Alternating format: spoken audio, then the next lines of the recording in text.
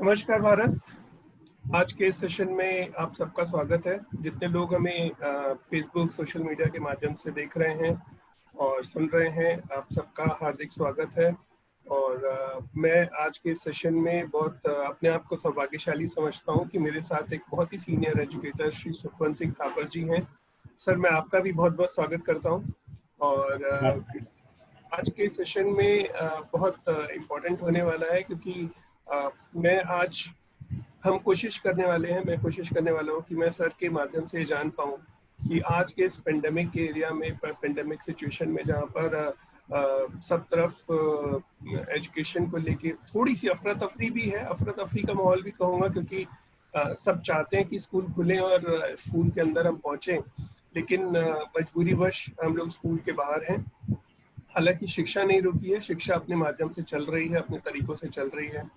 और इसी बीच में सरकार ने एक ऐतिहासिक फैसला करते हुए करीब 34 साल बाद पूरी तरह से एक नई एजुकेशन पॉलिसी, जिसे हम NEP 2020 भी कह रहे हैं, नेशनल एजुकेशन पॉलिसी 2020 लॉन्च की है, तो आज इंट्रोड्यूस की है। तो आज हम इसी सिलसिले में इन्हीं बातों को ध्यान में रखते हुए मैं चाहूंगा कि सर हमारा मार्गदर्शन करें कि हम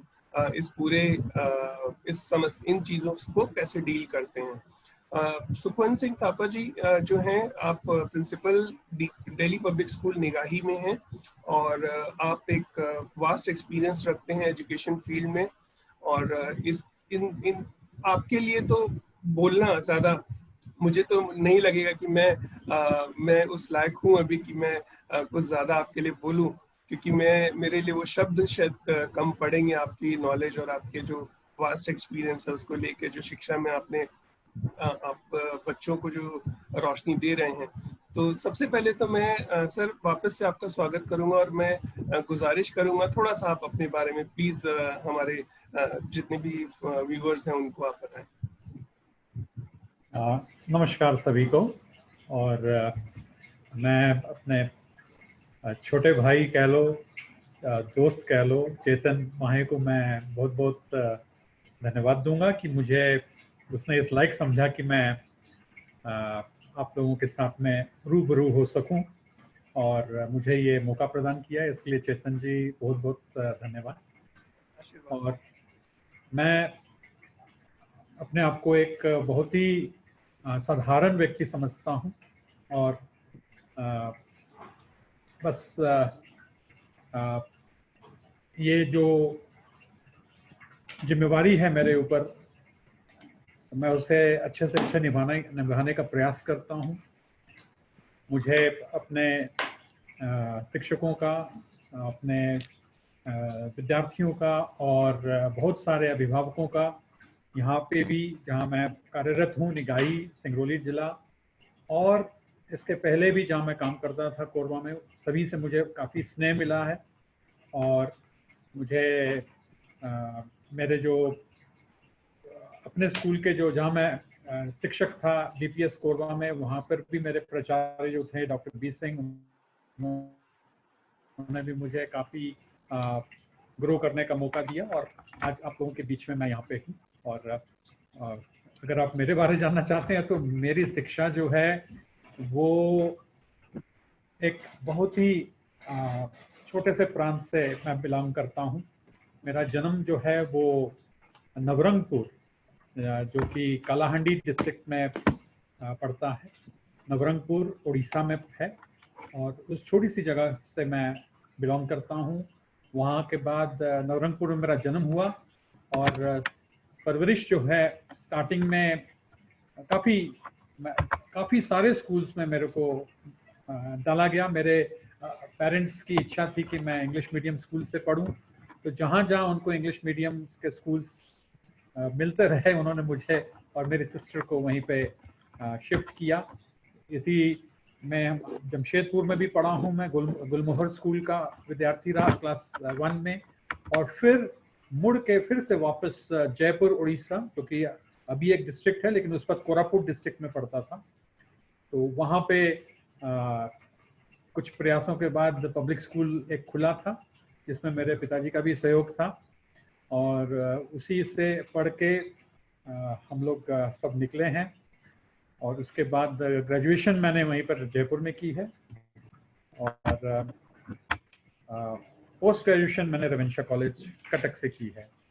मैं इसमें ऐड करना चाहूँगा कि शुरुआती जमशेदपुर में शिफ्ट करने से पहले मेरे माता पिता ने हमें अपनी जो जयपुर जगह है उससे सोना बड़ा 40-45 किलोमीटर दूर पड़ता था, वहाँ हम लोगों को उन्होंने रखा था, जहाँ हमारे ताऊ जी एक शॉपिंग कॉम्प्लेक्स में एक उन्होंने उनकी दुकान थी, स्नो वाइट ड्राई क्लीनर्स। उसी में दुकान के पीछे मैं और मेरी सिस्टर ताऊ जी के साथ में रहते थे। और खाना जो है वो मेरी मम्मी जयपुर में 45 किलोमीटर दूर सुबह बनाती थी, और पिताजी मेरे 8 बजे जाके बस ड्राइवर को देते थे। बस ड्राइवर उस टिफिन को मेरे ताऊ जी को देते थे, और फिर ताऊ जी उसको लेते हुए हमें टिफिन करीब 7 किलोमीटर दूर जो स्कूल पड़ता था वहाँ पर खिलाने आते थे। और शाम का जो डिनर होता था वो भी इसी तरह से बस से आता था। और जो शॉपिंग कॉम्प्लेक्स जो है उसका जो छोटा सा एक पार्क होता था, उसमें मैं और सिस्टर, कुछ हमारे बगल में रशियन कॉलोनी थी, तो रशियन बच्चे होते थे, उनके साथ खेलते हुए हम लोग बस का इंतजार करते थे कि कब बस आएगी और कब हमारा डिनर आएगा, हम उसे खाएंगे। तो वैसे दिनों से हम गुजरे हुए हैं। और शिक्षा क्या होती है इसका मतलब हम अपने माँ बाप का जो कर्ज है वो कभी उतार नहीं सकते। और जैसा भी विद्यालय मिला हमें, हम लोग एक छोटे से, जैसा मैंने बताया कि हम बहुत ही छोटी सी जगह को बिलोंग करते हैं, और उस जगह में एक पब्लिक स्कूल खुला था मेरे पिताजी के सहयोग से, और अनूप एम्ब्रोस वहाँ के प्रिंसिपल थे। और आज भी है वो स्कूल, पब्लिक स्कूल जयपुर आज भी है वहाँ पे मौजूद।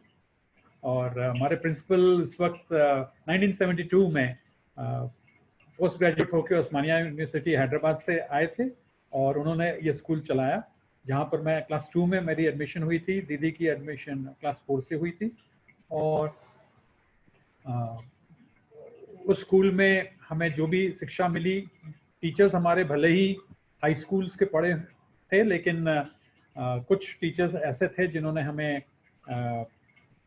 इंग्लिश की ओर काफ़ी प्रेरित किया, including my principal Anup Ambrose sir. और हमारा जो ग्रुप था, हमारा जो फ्रेंड्स का ग्रुप था, हम लोगों में एक लगन पैदा हो गई थी कक्षा 8वीं के बाद कि हम पढ़ाई करें और इंग्लिश को कैसे सीखा जाए।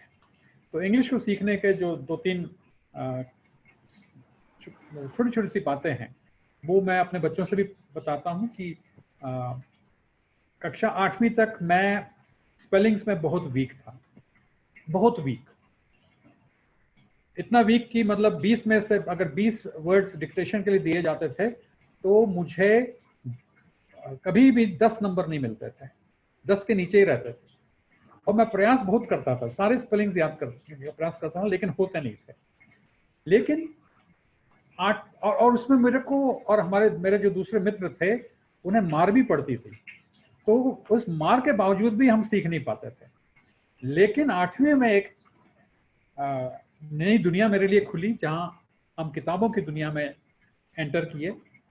और जब किताबों से रूबरू हुए मैं मेरे दोस्त, तो जो हम किताबें पढ़ने लगे, 1-2 नॉवल एनिट ब्लाइटन के पढ़े, बहुत अच्छे लगे, एक नई दुनिया हमारे सामने खुली। उसके बाद फिर हम लोगों ने ऑथर्स चेंज किए। एनिट ब्लाइटन के तुरंत बाद हम ऑथर हेली के नॉवेल्स में आ गए, सिडनी शेल्डन के नॉवेल्स पढ़े, और एल्डस हक्सली के नॉवेल्स पढ़ने चालू कर दिए। 10वीं तक आते आते मुझे मतलब हम लोग इंग्लिश में काफ़ी इम्प्रूव कर गए थे। और उन दिनों में हम लोगों के साथ में हम लोगों ने रीडिंग करके अपनी इंग्लिश का थोड़ा बहुत सुधार किया, लेकिन हम बोलना भी अच्छा चाहते थे, कैसे बोलें, और उसके लिए सुनना बहुत जरूरी होता है।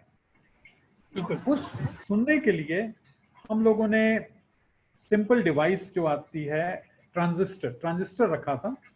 ट्रांजिस्टर में हम खास करके, मुझे एक शौक पैदा हो गया था कि हम बीबीसी सुनते थे, बीबीसी इंग्लिश, हम उसे आइडल बीबीसी को हम हमेशा ट्यून्ड इन रहते थे, तो वहाँ से हमें एक लिसनिंग स्किल डेवलप हुई कि हम इंग्लिश को सुने भी और साथ साथ में करेक्ट एक्सेंट और करेक्ट प्रोनाउंसिएशन, इंटोनेशन जो था उस अंग्रेजी की, वो हमें बीबीसी से प्राप्त हुई। बस इसी तरह से हम लोग ग्रो करते गए और आगे चल के मैंने रविंद्र कॉलेज से जाकर इंग्लिश साहित्य से पोस्ट ग्रेजुएशन की और फिर उसके बाद मैं जॉब के लिए अप्लाई किया तो मेरा सिलेक्शन एक गुंटूर कॉलेज में आंध्र प्रदेश में इंग्लिश लेक्चरर के रूप में भी हुआ था और साथ ही साथ मैंने डीपीएस कोरबा में भी अप्लाई किया था, वहाँ पर भी मेरा चयन हो गया था। तो मैंने डीपीएस कोरबा को चुना और 87 से मैं डीपीएस के साथ जुड़ा हूँ और आज भी by grace of God I would say I am still continuing with DPS. और बस उसके बाद फिर 98 से सोसाइटी ने मुझे यहाँ के लिए जिम्मेवारी दी है डीपीएस निगाही, जहाँ मैं प्राचार्य के रूप में अपना कार्य कर रहा हूँ। आपके फ्रेम में सर दो लोगों की सादगी में, एक की सादगी के बारे में तो हम सभी परिचित हैं और आज दूसरे व्यक्ति की सादगी के बारे में भी, विवेकानंद जी की सादगी के बारे में सभी लोग परिचित थे और सभी ने पढ़ा है, मैंने और आपने भी पढ़ा है। और आज आपकी सादगी के बारे, सादगी का राज भी आज पता चला कि क्यों आप इतने सिंपल हैं और क्यों इतने डाउन टू अर्थ आप रहे हैं हमेशा। हमें आज, मुझे आपको जानते हुए करीब 10 साल हो रहे हैं आज, और इस दौरान कभी भी मुझे नहीं लगा कि मैं किसी ऐसे व्यक्ति से बात कर रहा हूँ जो एक बहुत ऊंचे पद पर है और बहुत वास्ट एक्सपीरियंस रखता है। जब भी मैंने आपसे बात करी है, आपसे हमेशा सीखा है और आपने भी मुझे हमेशा मोटिवेट किया है कि चेतन, मैंने आपसे ये बात समझी है, मुझे बहुत अच्छी लगी और आप इसको प्लीज इम्प्रूव करिए। तो मुझे यही गुण है जो एक शिक्षक के हमेशा होते हैं और जो मैं आप में हमेशा देखता हूँ। और आई एम श्योर जो वहाँ के बच्चों और आपकी पूरी टीम में दिखता है जो विद्यालय में कार्यरत है। तो सर, ये जो पेंडेमिक की सिचुएशन आई है, जहाँ तक मैं आपकी टीम को जानता हूँ और जहाँ तक मैंने उनके साथ, जितने लोगों के साथ भी इंटरेक्ट किया है, सभी लोग एक ही चीज पे फोकस्ड हैं कि उन्हें अपनी एजुकेशन सिस्टम को, अपने स्कूल विद्यालय के एजुकेशन सिस्टम को बहुत इक्वालिटी मेंटेन करके रखनी है, जो स्टैंडर्ड्स रेज किए गए हैं। सो मैं जानना चाहूंगा कि इस पेंडेमिक सिचुएशन में आपकी टीम का एक्सपीरियंस कैसा रहा सर? क्योंकि उन्हें ऑनलाइन पढ़ाना था, टेक्नोलॉजी इस्तेमाल करनी थी। निगाही एक छोटा सा टाउन है और हालांकि बहुत बड़े बड़े प्लांट्स वहाँ पर हैं जो कि कोल प्लांट्स हैं, बट स्टिल क्या चैलेंजेस सर उनके सामने आए और आपने उन चैलेंजेस को एज अ टीम कैसे हैंडल किया? धन्यवाद चेतन। निश्चित रूप से इस पेंडेमिक को से हम सभी वाकिफ हैं कि किस तरह से अचानक ही एक लॉकडाउन की सिचुएशन पे हमारे देश को जाना पड़ा। हमारे देश के जो नेता हैं, लीडर्स हैं, एडमिनिस्ट्रेटर्स हैं, ब्यूरोक्रेट्स जो हैं, उन सब ने इस चीज़ को अच्छे से अच्छे हैंडल करने की कोशिश की है, क्योंकि कोई भी सरकार या नेता या हमारे ब्यूरोक्रेट्स कोई भी नहीं चाहता कि परेशानी बढ़े। सब चाहते हैं कि इसे रोका जाए और किसी तरीके से हम अपने सिचुएशन को अच्छा रखें। सभी इसमें प्रयासरत हैं और हम देखते हैं कि डॉक्टर्स अपनी सेवा दे रहे हैं। डॉक्टर्स, पैरामेडिक स्टाफ बहुत ही एक सराहनीय कार्य कर रहे हैं सभी। साथ में हम देखते हैं पुलिस एडमिनिस्ट्रेशन, पुलिस जो लगी हुई है वो भी रोड पे है और लोगों को कह रही है, लोगों को गाइड कर रही है। और ब्यूरोक्रेट्स जो हैं, कलेक्टर्स हर एक डिस्ट्रिक्ट में लगे हुए हैं, उनके साथ में जो पूरी टीम चल रही है, हर कोई अपने अपने क्षेत्र में एक बहुत बड़ा योगदान कर रहे हैं। इसी के साथ साथ जो एक टीचर्स जो हैं, टीचर्स के साथ में भी एक जो समस्या सामने आई है, बच्चे घर बैठ गए हैं, टीचर्स स्कूल नहीं आ पा रहे हैं और अभिभावक परेशान हैं। तो इन सब सिचुएशन से निकलते हुए मैं हमेशा बच्चों को कहता हूँ, सभी से कहता हूँ कि एक इंग्लिश में कहावत है, even the darkest cloud has a silver lining in it. उसका मतलब होता है कि एक गंभीर सिचुएशन भी, गलत सिचुएशन भी जो होती है, उससे भी कुछ ना कुछ अच्छा निकलता है। आज हम इस कोविड-19 वायरस से जूझ रहे हैं, लेकिन इसमें जूझने के लिए भी जूझते जूझते हम लोग अपने आप को इतना अपग्रेड कर रहे हैं जो कि पहले संभव नहीं था। हमारे यहाँ पर हम लोगों ने, आप जानते हो अच्छे से कि आप भी इसमें एक इनिशिएट किया था, जो हमारे यहाँ पर स्मार्ट क्लासेस को हम लोगों ने इम्प्लीमेंट किया। किस तरह से हम आगे बढ़े, मुझे याद आता है 98 में जब मैं यहाँ आया था तो उस वक्त कंप्यूटर लिटरेसी को इम्प्लीमेंट करने में भी पेरेंट्स डाउट करते थे कि सर ऑलरेडी हमारा बच्चा इतना सब्जेक्ट सिलेबस से लोडेड है, उसमें आप कंप्यूटर भी साथ में जोड़ेंगे तो क्या होगा। कई बार मुझे वो सेशन लेने पड़ते थे पेरेंट्स के कि नहीं, कंप्यूटर्स साथ में रहेंगे तो अच्छा होगा। तो कंप्यूटर जब लिटरेसी इम्प्लीमेंट हुई, लोगों ने, जो पेरेंट्स पहले थोड़े से डाउटफुल थे, उन्होंने भी जब कंप्यूटर देखा आके और देखा कि हाँ नहीं ये तो सहयोग कर रहे हैं, तो दे ऑल अप्रिशिएटेड इट। तो उसके बाद का जो एक दशक आया, उसमें स्मार्ट क्लासेस का प्रचलन हुआ। स्मार्ट क्लास एक तरह से हमारे विद्यालय में डीपीएस निगाही 2011, हम लोग प्रयासरत थे 2007 से हमें पता चला था कि स्मार्ट क्लासेस अवेलेबल हैं, और उन्हें हमें लाने में वक्त लगा क्योंकि पेरेंट्स को हमें कन्विंस करना था, और मैनेजमेंट जो हमारा एनसीएल था, सोसाइटी डीपीएस जो थी, इन्होंने सब ने हमें पूरा सहयोग दिया। सहयोग देने के साथ साथ हम लोगों ने उसे 2011 में इम्प्लीमेंट किया। उसके बाद फिर आगे बढ़ते गए स्मार्ट क्लासेस के साथ साथ इंटरनेट कनेक्टिविटी जो बढ़ती गई, उससे काफ़ी माहौल चेंज हुआ। आज की डेट में स्मार्ट मॉड्यूल्स जो हैं वो आजकल आपको यूट्यूब में मिल जाते हैं, सब जगह मिल जाते हैं। बस एक अच्छे टीचर को प्रयासरत होना चाहिए। इस सिलसिले में एक और चीज़ मैं हमेशा अपने टीचर्स से कहता था कि अपने आप को कैपेबल बनाइए इन द सेंस, जब जरूरत नहीं थी इस चीज़ की, ऑनलाइन क्लासेस, ये कोविड-19 पेंडेमिक के लॉकडाउन के बाद में हम लोगों को ज़्यादा सुनने को मिला और हम इससे फैमिलियर हो गए। लेकिन उससे पहले भी मैं अपने टीचर्स से हमेशा कहता था कि अपने आप को आप एक ऐसा डेवलप करिए कि आपको दूर दूर से, खाली आप डीपीएस निगाही के बच्चों को ही अपना योगदान ना दे के जितने दूर दूर तक हो सकता है। क्योंकि मुझे एक, हमारे यहाँ पर एक स्टूडेंट पढ़ती थी जो ऑस्ट्रेलिया की थी। ऑस्ट्रेलिया के पेरेंट्स थे, उनके यहाँ पर रिलेटिव्स थे, रिलेटिव्स के पास में उन्होंने अपनी बच्ची को यहाँ रख के पढ़ाया था। और उसके बाद वो साल 1.5 साल रही थी, उसके बाद फिर वो उसे अपने पास फिर ऑस्ट्रेलिया ले गए थे। और उसके बाद वो हमसे हमेशा संपर्क बनाए रखते थे, अभी भी बनाए रखते हैं। और वो कहते थे कि हम अपनी बेटी को ऑस्ट्रेलिया में तो पढ़ा रहे हैं, लेकिन जो स्टडीज़, जो पढ़ाई इंडिया में होती है स्कूल्स में, वो हम ऑस्ट्रेलिया में मिस करते हैं। तो वो वहाँ से प्रयासरत होते थे कि कोई टीचर उनको यहाँ से मिल जाए जो उनको ऑनलाइन अपने बच्चों को कोचिंग दे। तो मैं उस वक्त प्रेरित करता था अपने टीचर्स को कि आप ऐसे बन जाइए। लेकिन आज देखिए, ये मार्च के बाद जैसे ही ये सिचुएशन डेवलप हुई, लॉकडाउन हुआ 24 मार्च से, और हमें हमारे सीबीएसई बोर्ड को एग्जाम्स भी कैंसिल करने पड़े। वहाँ से लेकर आज तक, मार्च 24 से आज की डेट तक आप देखिएगा तो वो इतना ज़्यादा डेवलपमेंट, खाली डीपीएस निगाही में नहीं, मैं तो हर ओर देख रहा हूँ, सारे स्कूल्स में देख रहा हूँ, चाहे वो दिल्ली पब्लिक स्कूल्स हों, चाहे वो दूसरे स्कूल्स हों, चाहे वो गवर्नमेंट स्कूल्स हों, गवर्नमेंट स्कूल्स तक के टीचर्स और बच्चे ऑनलाइन क्लासेस चल रही हैं। शुरू में ही आपका एक इंट्रोडक्शन था, आपने जूम को इंट्रोड्यूस किया।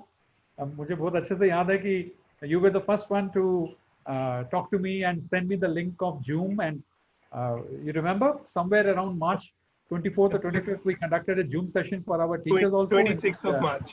26th of March, right.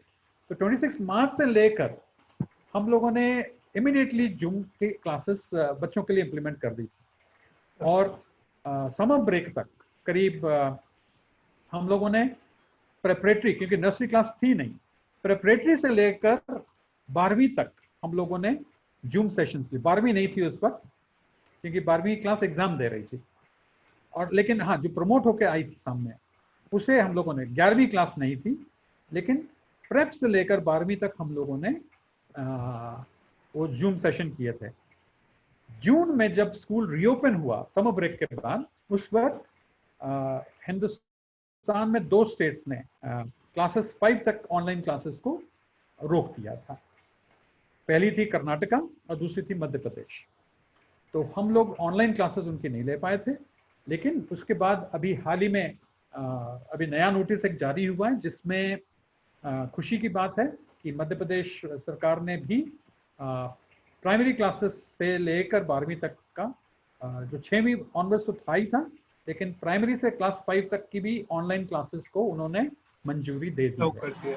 Limited time के साथ में मंजूरी दी है, उसे हमें पालन करना होगा और हम उसे 12th ऑफ अगस्त से लोअर क्लासेस को भी हम इम्प्लीमेंट करने जा रहे हैं।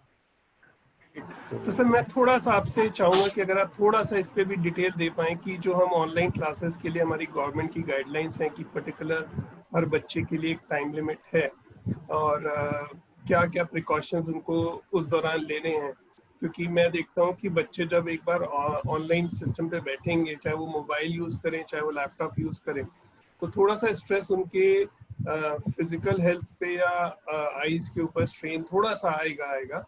लेकिन उन चीज़ों को हम कैसे हैंडल कर सकते हैं ताकि बच्चे सेफली, बिकॉज मेरा पर्सनली मानना ये भी है कि अगर बच्चे एजुकेशन से दूर रहेंगे तो उनकी जो लर्निंग एबिलिटीज़ हैं वो उसी के अकॉर्डिंग डिक्रीज होती रहेंगी, उस पीरियड के अकॉर्डिंग जितना ज़्यादा दूर रहेंगे।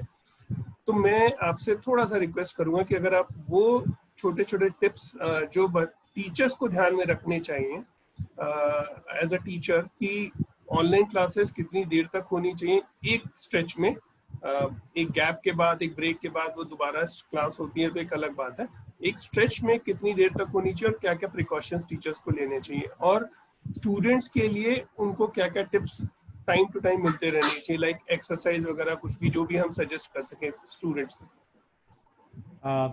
धन्यवाद चेतन, बहुत अच्छा एक सवाल आपने किया है।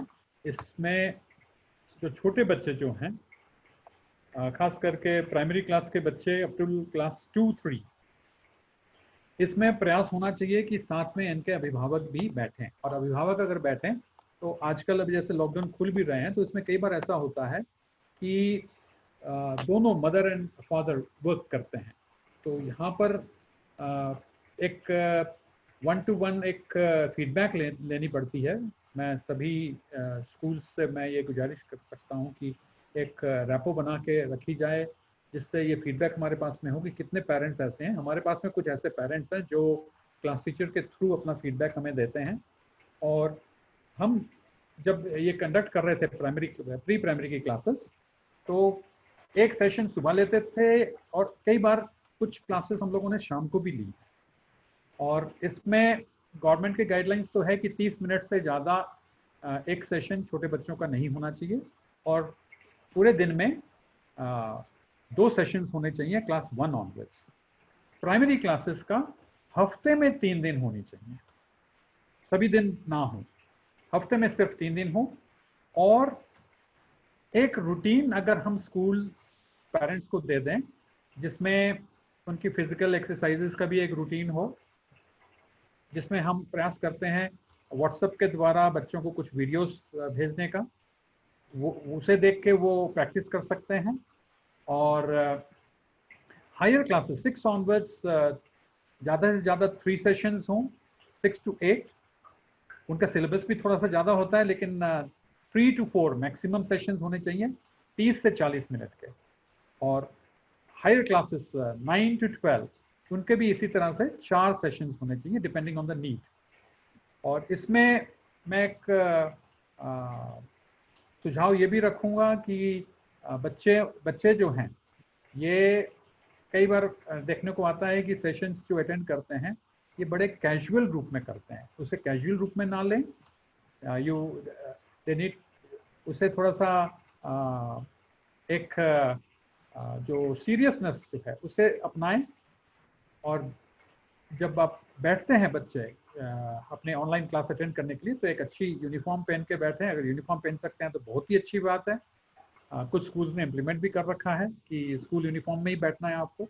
और अगर स्कूल यूनिफॉर्म इम्प्लीमेंट नहीं हुई है तो कम से कम आप बहुत ही कैजुअल वे में ना बैठें। और एक बात मैं कहना चाहूँगा कि ऑनलाइन के बाद, ऑनलाइन की क्लासेस के बाद कई जो टीचर्स हम स्कूल वाले आप लोगों को पीडीएफ फाइल्स भेजते हैं, वीडियोस भेजते हैं, सब कुछ अवेलेबल है। कल ही प्रधानमंत्री जी अपने इस एक भाषण था उनका जिस न्यू एजुकेशन पॉलिसी के ऊपर में, जिसमें वो बोल रहे थे कि इंफॉर्मेशन की कमी नहीं है अभी हमें जो बात करनी है वो है कि what and how, what I have to think or what I have to get and how I have to get। तो आपको पीडीएफ फाइल्स में सारी इंफॉर्मेशन मिल गई, लेकिन आप उसे लेके करोगे क्या जब तक आप उसका अध्ययन नहीं करेंगे, जब तक आप उसे पढ़ोगे नहीं। तो ऑनलाइन के अलावा आपको ऑफलाइन भी बैठना पड़ेगा। टीचर्स आपको गाइड कर सकते हैं कि आपके लिए कौन सा अच्छा मटेरियल है। आप लोग भी अभी इतने सक्षम हो, सीनियर क्लासेस के बच्चे खास करके 9 to 12, you all are capable of understanding what is good for you, what good material you have. You are in a position to search. Those of you are good in technology, most of you are. Most of the students are good in online search. They are far better than many of the teachers. So you can get those materials, and your teachers are there to guide you, yes, whether those materials are good for you or not. Once you have selected your material, you have say 20 PDF files on one subject, you need to go through that. So offline studies is also very important. तो इन सब चीज़ों के साथ में अगर हम करेंगे तो नेचुरली ऑनलाइन और ऑफलाइन की स्टडीज और आप लोगों को निश्चित रूप से बच्चों को हेल्प करेगी। तो सर जब अभी आपने मेंशन किया एनईपी 2020, तो ये एक ऐतिहासिक फैसला है और तकरीबन 34 साल बाद आया है।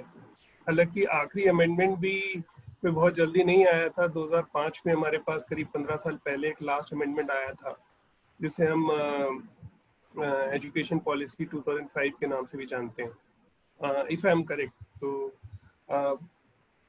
आप ये जो चेंज आया है, तो सबसे पहले तो मैं आपका ये ओपिनियन जानना चाहूँगा कि ये चेंज की इम्पोर्टेंस क्या है, और थोड़ा सा अगर आप ये बता पाएं कि एक्चुअली में ये चेंज की वैल्यू क्या है। मतलब इम्पोर्टेंस तो है ही है, बट इससे हमें क्या मिलने वाला है, इसकी जो एक की स्टेक है वो अगर आप बता पाएं। चेतन, इसमें मैं एक तो सबसे पहले हमें डॉक्टर के कस्तूरी रंगन जी का कोटि कोटि धन्यवाद करना चाहिए। बिल्कुल सर, जो बिल्कुल। इसके चेयरमैन हैं, इसरो के साइंटिस्ट थे, और सरकार ने इनको ये जो जिम्मेवारी दी न्यू एजुकेशन पॉलिसी लाने में, इसमें जिस तरीके से इन्होंने इसको फाइनलाइज किया है, मैं ही नहीं, पूरे देश भर के जितने प्रिंसिपल्स हैं, जितने टीचर्स हैं, जितने पेरेंट्स हैं, हर एक को इसमें शामिल किया गया। इन्होंने करीब करीब 260 पेज का या 300 पेजेस का ड्राफ्ट हर एक के पास भेजा। हम लोगों ने भी इसको पहुंचाया था व्हाट्सएप के जरिए अपने पेरेंट्स को, but I know it's very difficult that once you get the WhatsApp PDF files for these things, very few of us are able to download that and go through it. But however, everyone was provided with this. और हमें ऐसा एक महसूस होता है कि हम लोग इससे इस न्यू एजुकेशन पॉलिसी के साथ में ऑलमोस्ट ग्राउंड लेवल से जुड़े हुए हैं। हर एक को पढ़ने का मौका मिला और हर एक से सुझाव मांगा गया। ये इसकी एक सबसे बड़ी एक बिल्कुल इसका एक बिंदु है। कि हर कोई फील करेगा कि हम इसके ग्राउंड लेवल से शायद जुड़े हुए थे, और जो हम लोगों ने इसको पढ़ा या कईयों ने, हम लोगों ने कुछ अगर सुझाव दिए होंगे तो निश्चित रूप से चेयरमैन सर डॉक्टर के कस्तूरी जी ने इसमें सारे सुझावों को इन्होंने इतने अच्छे ढंग से बनाया है कि इसमें ऑब्जेक्शन के लायक मैंने जितना पढ़ा है इसको, मैं जितना समझा हूँ, मुझे ऑब्जेक्शन के लायक कोई ऐसा विशेष बिंदु नहीं मिल रहा है कि हम कहें दिस इज ऑब्जेक्शनेबल। जो भी मैं है समझ गया सर। अगर मैं इसको इस तरीके से कहूँ कि शायद ये एक ऐसी पॉलिसी है जिसके ऊपर जो पहली चीज तो ग्राउंड लेवल पर जो एग्जीक्यूटर्स हैं, मैं एग्जीक्यूटर्स वर्ड यूज कर रहा हूँ, माफी चाहूंगा बिकॉज एजुकेटर्स हैं सभी, लेकिन एग्जीक्यूटर्स इसलिए बोल रहा हूँ क्योंकि हमें ही उसे फील्ड पर एग्जीक्यूट करना है और सभी बच्चों तक उसे पहुंचाना है। और एग्जीक्यूटर्स होने के बावजूद भी एग्जीक्यूटर्स को भी कनेक्ट किया गया और उनके थ्रू भी जो फीडबैक्स, जो भी पॉसिबल रिजल्ट से वो लिए, जो इनपुट से वो लिए गए और उसको इंटीग्रेट किया गया, जिसकी वजह से शायद ये काफी समय बाद एक ऐसी पॉलिसी है जिसके ऊपर फिलहाल तो कोई ऑब्जेक्शन नहीं है कहीं से भी। बिल्कुल नहीं सर, तो बिल्कुल नहीं। ये सबसे अच्छी बात इस पे रही है। अब इसमें सर एक खास चीज इंट्रोड्यूस की गई है जो मैं चाहूंगा अगर आप उसके ऊपर थोड़ा सा उसको एक्सप्लेन कर पाए। अभी तक हमने सुना था 10+2 सीनियर सेकेंडरी, ये तो हमने सुना था और बहुत अच्छे से टीचर्स इसको यूज करते थे। अब ये एकदम से जो अभी आया है 5+3+3+4, तो अगर आप प्लीज उसे एक्सप्लेन कर पाए, व्हाट इज 5+3+3+4, इसका क्या इम्पैक्ट है सर? ठीक है। पहले जो था उसको जितने बोर्ड्स हैं, सीबीएसई हो या स्टेट बोर्ड हो, वो क्लास 1 ऑनवर्ड्स ही ऑब्जर्व करती थी कि जिस स्कूल को एफिलिएट भी किया जाता था उसको क्लास 1 से लेकर 12वीं तक की क्लासेस को रन करने की परमिशन मिलती थी। ये बात अलग है कि कुछ स्कूल्स नर्सरी क्लास और प्रिपरेटरी क्लास या लोअर केजी अपर केजी अपने लोअर साइड में रखते थे, लेकिन वो बोर्ड के प्रीव्यू से दूर होता था, वो उसको नोट नहीं करते थे। फीडबैक भी जो लिया जाता था बोर्ड द्वारा वो 1 ऑनवर्ड्स ही लिया जाता था। तो बोर्ड मान के चलती थी कि क्लास 1 से एक तरह से फॉर्मल एजुकेशन स्टार्ट होती है और उसे 1 to क्लास 10 और आगे के 2 साल जो थे उसे इसलिए 10+2 कहा जाता था, 10+2 सिस्टम। अब न्यू एजुकेशन पॉलिसी के हिसाब से इसको 5+3+3+4 कर दिया गया है। अब 5 years of you can say they have put it under the primary section, और इस प्राइमरी सेक्शन में बच्चे स्कूल में 3+ की एज में लिए जाएंगे। 3 years प्लस जो बच्चा आएगा, क्लास प्ले स्कूल समझ लीजिए आप, प्ले क्लास। उसके बाद में कुछ स्कूल्स लोअर केजी अपर केजी कहते हैं, कुछ स्कूल्स नर्सरी और प्रिपरेटरी क्लास कहते हैं, उसको आप जो भी नेम दे दीजिए। क्लास 1 से पहले 3 क्लासेस होंगी। 3 साल की उम्र में बच्चा आ गया स्कूल में, 4+ में वो प्ले हाउस से निकलकर समझ लीजिए लोअर केजी में आ गया, फिर 5 years में वो आ गया आपके अपर केजी में। 3 साल का वो नीचे में जो मतलब समझ लीजिए क्लास 1 से पहले का जो रहेगा, और फिर उसके बाद क्लास 1 और 2 इसको कंबाइन करके 5 years का आ गया 5। अब 5 years में बच्चे के साथ में जो बदलाव जो आ रहा है एजुकेशन में वो होगा कि इन्हें बिल्कुल से हमें स्कूल में आए तो कहीं भी इनके साथ में हम एक formal education, formal teaching writing नहीं सिखाएंगे। इनको हम प्ले वे मेथड्स, खेल खिलाएंगे। जो बच्चे समझ लीजिए घरों में रह के जो खेलते हैं, पिट्ठू खेलना और रस्सी कूदनी और एक दूसरे के साथ ड्राइंग करनी, डूडलिंग करना।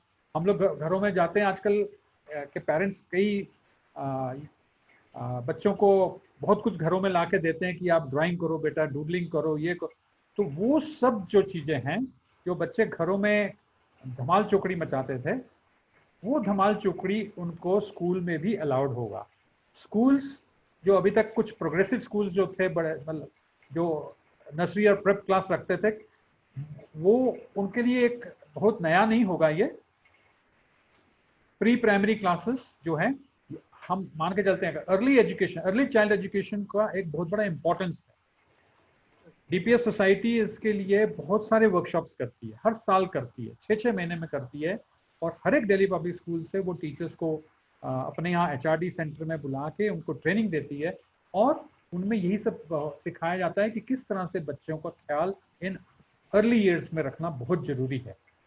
तो ये एक बहुत बड़ा एक बदलाव लाएगा, और इसमें कोशिश ये भी होगी, एक नया जो आपने सुना है कि मदर टंग में पढ़ाना, मदर टंग का ज़्यादा एम्फेसिस होगा इसमें।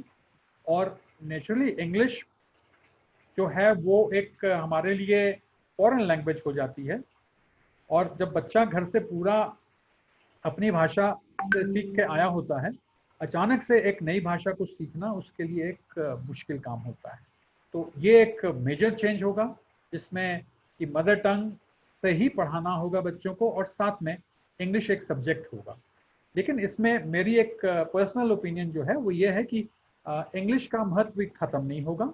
इंग्लिश स्कूल्स जो स्कूल्स में इंग्लिश का एक एम्फेसिस जो चल रहा है वो चलता रहेगा, लेकिन जगह जो है अब मदर टंग को भी ज्यादा मिलेगी। तो पहले हम कहते थे कि बिल्कुल मदर टंग को यूज ही नहीं करना है, वहां पर गैप, वहां पर काफी एक रिलैक्सेशन फील होगा बच्चों को भी, टीचर्स को भी, और अभिभावकों को भी। और इसके साथ में मेरे ख्याल से प्रोग्रेस जो होगी वो पहले से ज्यादा होगी। ये हो गया आपका पहले 5 इयर्स का। उसके बाद नेक्स्ट जो 3 इयर्स का कोर्स है, दैट इज 5+3, वो हो गया आपका। पहले 5 इयर्स में बच्चा क्लास 2 तक आ गया है, और यहां तक कोई एग्जाम्स नहीं होंगे, प्रमोशन मिलता जाएगा। कई सारे स्कूल्स में इस न्यू एजुकेशन पॉलिसी के पहले भी ये इम्प्लीमेंटेड था, हमारे यहाँ भी ये चीज इम्प्लीमेंटेड है, जहाँ क्लास 2 तक हम कोई फॉर्मल एग्जाम नहीं करते।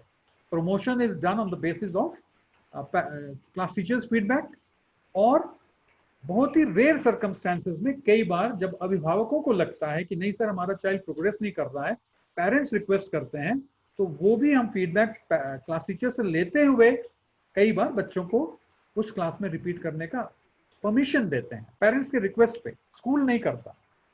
तो कोई एग्जाम नहीं होगा क्लास 2 तक। उसके बाद इनका क्लास 3 to 5, 3, 4, 5 का नेक्स्ट 3 इयर्स स्लैब है इनका।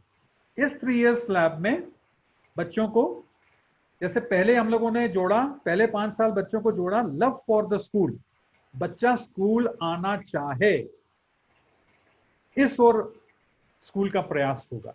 Love for the school in the first 5 years. Next 3 years you can classify it under love for studies। अब उन्हें धीरे धीरे स्टडीज के साथ में जोड़ा जाएगा। स्टडीज क्या होंगी? एक कविता पढ़ा दी, जो हम लोग इन दिनों में भी पढ़ाते हैं, कविता के साथ जोड़ दिया।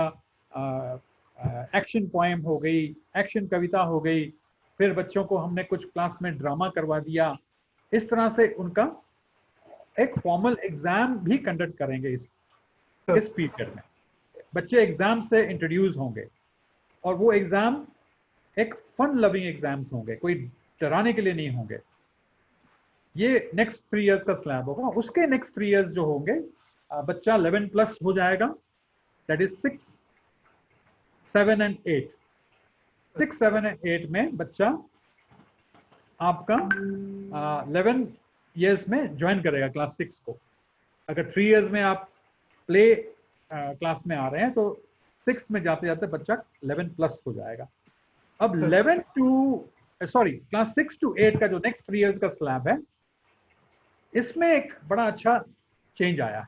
बच्चों को काफी सारे सब्जेक्ट्स के साथ में तो इंट्रोड्यूस किया जाएगा, लेकिन सब्जेक्ट नॉलेज के साथ साथ सब्जेक्ट नॉलेज भी ऐसी होगी जो बच्चे की क्रिटिकल थिंकिंग को एनकरेज करेगी। और इसमें बच्चों को एक कंसेप्ट उसमें डाला गया है, 10 बैगलेस डेज। 10 बैगलेस डेज जो होंगे उसमें न्यू एजुकेशन पॉलिसी एम्फसाइज कर रही है कि आप वोकेशनल कोर्सेज से बच्चों को रूबरू कराएं, इंट्रोड्यूस कराएं। जैसे बच्चा फर्स्ट एड सीखना चाहता है तो आप फर्स्ट एड से उससे अवगत कराएं कि फर्स्ट एड क्या होता है, कैसे दिया जाता है। और कुछ बच्चे होम साइंस खाना बनाना सीखना चाहते हैं, होम साइंस एक्टिविटी अभी भी कई स्कूल्स में होती है, जैसे हमारे यहाँ भी होती है। उसमें होम साइंस एक्टिविटी के में एक अच्छा बदलाव जो इन दिनों में आ रहा है और आगे भी और आना चाहिए, वो ये है कि इसमें ये नहीं देखा जाता कि होम साइंस अगर है तो ये लड़कियों के लिए है। होम साइंस लड़के भी लेते हैं, तो लड़के भी जुड़ते हैं क्योंकि लड़के भी बहुत अच्छे, जितने एक तरह से आप देखा जाए जितने फेमस कुक्स होते हैं वो सारे majority of them in our scenario in foreign also we have males who are very good cooks. Correct. आजकल तो काफी सारे लोग बन भी गए हैं। बिल्कुल बिल्कुल, लॉकडाउन ने हमें काफी कुछ सिखाया है। जी। तो इस पीरियड में मतलब बच्चों के साथ में इनको सिलाई कढ़ाई अगर सीखनी है, स्विंग सीखेंगे, कारपेंट्री सीखेंगे, तो ये एक बड़ा अच्छा एक इसमें एक जो चेंज आएगा 6 to 8, इसमें बच्चा लैंग्वेज से भी जुड़ेगा। लैंग्वेज अगर फॉरेन लैंग्वेज भी सीखना चाहता है तो उसका भी provision schools can make if they are having their teachers and infrastructure, they can go for it. तो दिस विल बी 5+3+3। उसके बाद का जो 4 इयर्स का जो पैटर्न आ रहा है, मतलब जो 4 इयर्स जो रखे गए हैं वो 9th to 12th के हैं। इसमें भी कुछ मेजर चेंजेस हैं। 9 to 12 में बच्चे को एक फ्रीडम दिया जा रहा है और वो फ्रीडम है अपने सब्जेक्ट चुनने का। हम देखते हैं कई बार, जैसे मैं जब स्टूडेंट था, स्कूल में था, तो मेरे 3 बड़े फेवरेट विषय होते थे जिनमें मैं अच्छा करता था, बाकी सब्जेक्ट में कर नहीं पाता था या मुझे इंटरेस्ट नहीं होता था। और वो सब्जेक्ट थे, एक था ज्योग्राफी, एक था फिजिक्स और एक थी इंग्लिश। ये 3 सब्जेक्ट्स मेरे पसंदीदा थे। मैथ्स से मैं बड़ा घबराता था और केमिस्ट्री और दूसरे अन्य विषय जो हैं उनसे मैं थोड़ा सा दूरी बनाता था। लेकिन मुझे आगे चल के इन 3 विषयों में आगे बढ़ने का प्रयास नहीं, मतलब मौका नहीं मिला, क्योंकि हर एक सब्जेक्ट की एक स्ट्रीम थी, साइंस स्ट्रीम थी, कॉमर्स स्ट्रीम थी, आर्ट्स स्ट्रीम थी। तो ये चीज जो है ये क्लास 9th ऑनवर्ड्स में ही इसको डाइल्यूट कर दिया गया है। अब 2022 के बाद हमारे स्कूल्स में कोई ऐसा नहीं होगा कि आप अगर मैथ्स ले रहे हैं तो मैथ्स के साथ में आपको फिजिक्स केमिस्ट्री रखना जरूरी होगा, या अगर अकाउंटेंसी ले ली है तो उसके साथ में आपको इकोनॉमिक्स और बिजनेस स्टडीज भी पढ़ना होगा। ऐसी रिस्ट्रिक्शंस नहीं होंगी, कोई भी कॉम्बिनेशन बच्चा लेके पढ़ सकता है। तो that is something, there is no stream. Critical thinking पे ज्यादा एम्फसाइज किया जाएगा बजाय के रॉट लर्निंग के। खाली डेफिनेशंस याद कराने की जगह बच्चे को कंसेप्ट्स पढ़ाए जाएंगे। फॉर एग्जाम्पल, हम आर्किमिडीज प्रिंसिपल पढ़ाते हैं, तो आर्किमिडीज प्रिंसिपल कई बार बच्चे जो होते हैं जो क्लास 10 में 12 में बड़े अच्छे परसेंटेज लेके निकलते हैं, समझ लीजिए मैं 10th की बात कर रहा हूँ, तो 11th में जब वो एडमिशन के लिए कई बार आते हैं, उनसे अगर पूछा जाता है कि आर्किमिडीज प्रिंसिपल बताओ तो बता देते हैं।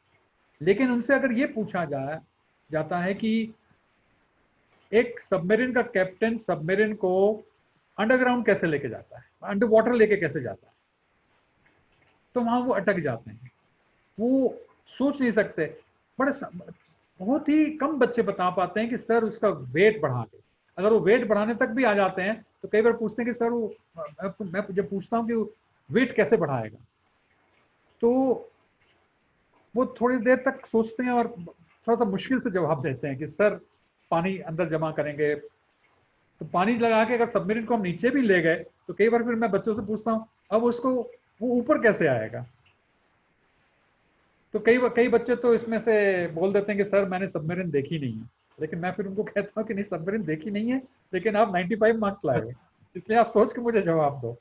तो फिर थोड़ा सा जब काफी उनको थोड़ा सा उस तरफ प्रेरित किया जाता है तो वो कहते हैं कि मुश्किल से मैं कह रहा हूं कि समझ लीजिए 10 में से अगर होता है तो 2 बच्चे जवाब देते हैं कि सर पंप लगा के वाटर को पंप आउट करके उसको सबमरीन को हल्का करके ऊपर लाएगा। तो ये जो 2% बच्चे जो होते हैं, इसी को हमें क्यों ना हम लोअर क्लासेस में ही ऐसे कॉन्सेप्ट्स बच्चों को पढ़ाएं। जैसे क्लास 4 या 3 में हम बच्चे को एरिया बता देते हैं कि एरिया क्या है, टेबल का एक रेक्टेंगल का एरिया कैसे निकालना है बच्चे को फॉर्मूला पता है, स्क्वायर का कैसे निकालना है पता है, ट्रायंगल का पता है, सारे फॉर्मूलाज हम बता देते हैं। लेकिन जब क्लास 4-5 का बच्चा कई बार मेरे पास में ब्रेक में आ जाता है या किसी वैसे काम से आता है, तो मैं उससे कई बार पूछता हूँ कि बेटा ये टेबल है, बताओ किस शेप में है, तो शेप तो तुरंत बता देता है। लेकिन उससे जब पूछते हैं कि इसका एरिया कहाँ है मेरे को बताओ, तो एरिया बता देता है, बोलता सर लेंथ इंटू ब्रेथ। मैंने कहा ठीक है बेटा, लेंथ इंटू ब्रेथ हो गया, लेकिन कहाँ है, कहाँ एरिया कहाँ है, मेरे को छू के दिखाओ। तो वो छू के नहीं बता पाता कि सर ये सरफेस जो है ये एरिया है। तो हमें बच्चों को समझाना है क्लासरूम में कि सरफेस एरिया है, पेरीमीटर क्या है। पेरीमीटर जो पेरीमीटर का अगर बच्चे को आप थोड़ा सा एक पेपर फाड़ के दिखा दो, मैं एक एग्जांपल यहाँ से लेता हूँ, अगर ऐसा उसको दिखाया जाए तो इसका पेरीमीटर का वो फॉर्मूला बता देता है कि सर ये रेक्टेंगल है और इसका पेरीमीटर ये है। लेकिन मैं उसी के सामने में जब इसको इस तरह से करता हूँ, ऐसे करता हूँ, ऐसे करके बता देता हूँ, मतलब अब इसका पेरीमीटर घट गया कि छोटा हो गया, और मैंने इसको हटा दिया यहाँ से, बताओ एरिया का क्या हुआ, एरिया कम हो गया कि छोटा हो गया, ये ज्यादा हो गया। तो बता, एरिया तो बता देते हैं लेकिन पेरीमीटर में आके फंस जाते हैं, तो सर पेरीमीटर भी छोटा हो गया। लेकिन फिर जब उनको समझाते हैं कि बेटा पेरीमीटर छोटा नहीं हुआ, ये बढ़ गया। तो ये कंसेप्ट, ये छोटे छोटे कंसेप्ट बच्चे अगर क्लासरूम में टीचर से सीख जाएंगे, और इसके लिए क्या होता है, टीचर्स के पास में भी प्रेशर बहुत ज्यादा होता है सिलेबस कंप्लीट करने का। अगर हम सिलेबस को कटेल करके जो भी पढ़ाएं अच्छे से पढ़ाएं। मैं अपने टीचर्स को हमेशा कहता हूं कि भले ही इंग्लिश बुक में 14 स्टोरीज हैं, मैं एक्सपेक्ट नहीं करता कि आप 14 स्टोरीज को बच्चों को समझा के क्वेश्चन आंसर्स करके उसको इवेल्युएट करिए। आप 14 में से 8 स्टोरीज ले लीजिए, बाकी छोड़ दीजिए, क्योंकि ये बोर्ड क्लास नहीं है।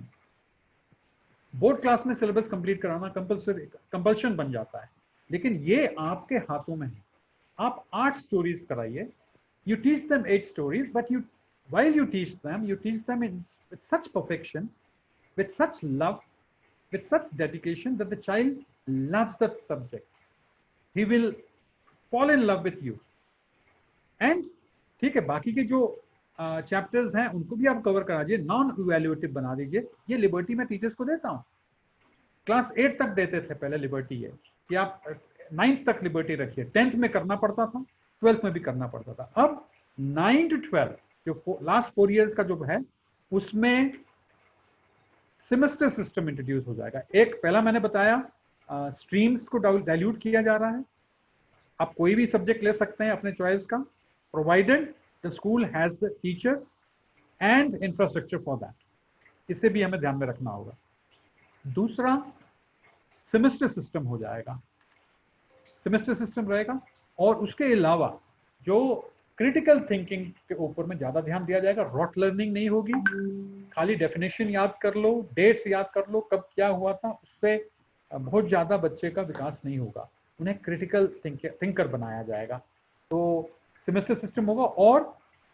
और एक बदलाव जो लास्ट 4 इयर्स के पैटर्न में है वो है कि एक ही बोर्ड होगा। पहले 10th और 12th होता था, अब 9 से लेकर 12 तक में 2022 के बाद एक ही बोर्ड 12th में लिया जाएगा। इसके बाद अगर हम थोड़ा सा स्कूल एजुकेशन, ये हो गया आपका 5+3+3+4, एक बहुत ही अच्छा एक प्लान किया है हमारे न्यू एजुकेशन पॉलिसी में। इसको हम सब की जिम्मेवारी बनती है कि ज्यादा से ज्यादा इसको लोगों को बताया जाए। आपने भी एक प्रयास किया आज कि you gave me this opportunity to share my views with so many people through this platform. तो कल प्रधानमंत्री जी भी बता रहे थे कि ये एजुकेशन पॉलिसी जो बन गई है ये खाली कागजों में रहने के लिए नहीं बनी है, इसे इम्प्लीमेंट कराना हम सबका काम है। हम सबको इसके साथ तो मैं इस बात को मानूं सर कि अभी तक जैसे बहुत से सेक्शंस में प्री प्राइमरी, जिसे हम नर्सरी केजी बोलते हैं या अपर केजी बोलते हैं, उनको जो एफिलेशन नहीं था, मतलब उनकी जो मान्यता नहीं थी, बट वो भी अब एक इम्पोर्टेंट पार्ट हो गया है। हाँ जी बिल्कुल। पहले जिसे हम प्राइवेट स्कूल्स में प्री प्राइमरी बोलते हैं, और जो हमारा सरकारी स्कूल है वहां पर वो आंगनबाड़ी के नाम से जाना जाता है। हाँ जी, इनका भी मान्यता ले। एक क्वेश्चन लेना चाहूंगा सर, जो मुझे सोशल मीडिया पे राकेश शर्मा जी ने दिया है, जो हमारे इसी पॉलिसी से रिलेटेड ही है, जो मतलब इसी पार्ट से रिलेटेड है रादर।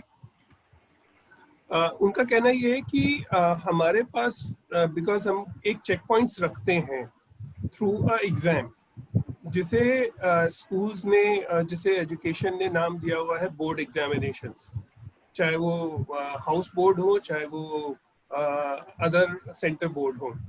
तो राकेश शर्मा जी ये पूछ रहे हैं कि जो हमारे बच्चे क्लास 3, क्लास 5, क्लास 8, ये क्योंकि गवर्नमेंट के जितने जो स्टेट बोर्ड्स होते हैं वो यहाँ पर बोर्ड के लिए चेक पॉइंट भी लगाते हैं। क्लास 3, 4, 5, 8, 10th एंड 12th, इनकी जो असेसमेंट्स हैं, इसकी क्या पॉलिसी रहेगी? ये मैंने राकेश जी को बहुत बहुत नमस्कार, उन्होंने ये प्रश्न पूछा, धन्यवाद। इसमें देखिए, मैंने जैसे कि अभी थोड़ी देर पहले ही आपको जो 5+3+3 और 4 के पैटर्न में जो कुछ बताया था कि फर्स्ट 5 इयर्स में तो कोई एग्जाम्स नहीं होंगे, और 3 to 5 में एग्जाम्स के साथ में उनको इंट्रोड्यूस किया जाएगा, जो कि पीरियोडिक बेस्ड टेस्ट होंगे और एनुअल टेस्ट भी होंगे। और इसके बाद जो आगे की क्लासेस जो हैं उनमें सेमेस्टर सिस्टम होगा class 9 onwards. Classes 3 to 8 periodic test भी होंगे और एनुअल एग्जाम्स भी होंगे, और एक कंटिन्यूस असेसमेंट को फिर से इसमें लाने का प्रयास किया जा रहा है कि ऐसा ना हो कि हम खाली बच्चे का जो परफॉर्मेंस है वो एनुअल एग्जाम में ही देखें, वो पीरियोडिक टेस्ट को भी उसमें तवज्जो दी जाएगी। और इधर जो सीनियर क्लासेस 9, 10, 11, 12, इसमें भी एक प्रेशर थोड़ा सा बच्चों पे कम होगा कि 9th का जो एग्जाम वो खाली एनुअल एग्जाम पे नहीं होगा, वो 6 महीने में उनका एग्जाम कंडक्ट किया जाएगा। इसके अलावा जब हम स्कूल से निकल के बाहर जाते हैं तो इसमें भी एक नया जो लाया गया है वो है, it is a common test agency will be created. One test will be held for the students, which will enable them to get admission on the basis of the test or score that they will be getting in this test that CTA will be conducting, along with, it will be combined with the marks that they have scored in 12th. On that basis, they will get entries into various colleges in the country. Higher level में एक major change जो आएगा 2022 के बाद में, government ने एक बहुत अच्छा डिसीजन लिया है, वो है they are going to invite 100 top level colleges और universities from abroad to open their branches in the country. एक वो भी रहेगा, तो बच्चों के पास में ऑप्शंस बहुत होंगे, और जो आगे का उनका जो 4 साल का जो एक कोर्स डेवलप किया गया है वो भी बहुत ही बेहतरीन है। पहले हम चले जाते थे, हमारे पास में ऑप्शंस होते थे बीकॉम करना, बीए करना, बीएससी करना, फिर हम 3 साल के बाद में फिर 2-2 साल पोस्ट ग्रेजुएशन कोर्स भी करते थे। बीएससी किया है तो एमएससी कर सकते थे, बीकॉम किया हुआ है तो एमकॉम कर सकते थे, इस तरह से कोर्सेज थे। अब कोर्सेज मिलेंगे, एक तो सीनियर स्कूल के निकलने के बाद में भी सब्जेक्ट आप जो चाहें आप ले सकते हैं, जितनी लिमिट 5 सब्जेक्ट से 6 सब्जेक्ट जो भी आप जिसमें आप पढ़ना चाहते हैं, उसमें सब्जेक्ट कॉम्बिनेशन में भी आपके पास में फ्रीडम होगा। और सब्जेक्ट कॉम्बिनेशन आप अपने पसंदीदा सब्जेक्ट्स लेकर आगे बढ़ सकते हैं। जब आप कोर्स ज्वाइन करेंगे, इसको ये 4 साल का कोर्स समझ लीजिए जिसको कहा जा रहा है आगे चल के स्कूलिंग के बाद, वो है पहले साल अगर आप करते हैं तो यू गेट ए सर्टिफिकेट। पहले साल का कोर्स जो है वो सर्टिफिकेट कोर्स कहलाएगा। अगर आप दूसरे साल का कोर्स कर लेते हैं तो आप डिप्लोमाधारी हो जाएंगे। तीसरे साल का कोर्स जब आप कंप्लीट कर लेंगे, you will become a graduate. You will become a graduate in whichever subject you have taken. And if you still continue with your studies for one more year, you will get a degree of research scholar. तो पहले साल का certificate, next year 2 साल किए तो diploma, third year का कर लिया तो डिग्री, और फोर्थ ईयर का भी अगर आपने कर लिया तो you become graduate in and a research scholar of that subject.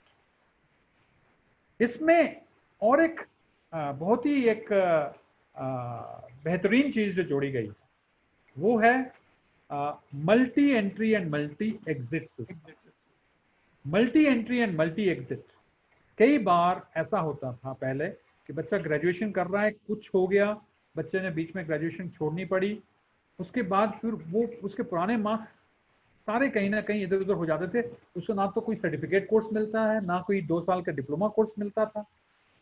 अगर जब तक वो 3 साल का कोर्स ना कंप्लीट कर ले उसे डिग्री नहीं मिलती थी। या तो आप डिग्री ले लीजिए या आप फिर कुछ भी मत लीजिए। अब ऐसा नहीं होगा।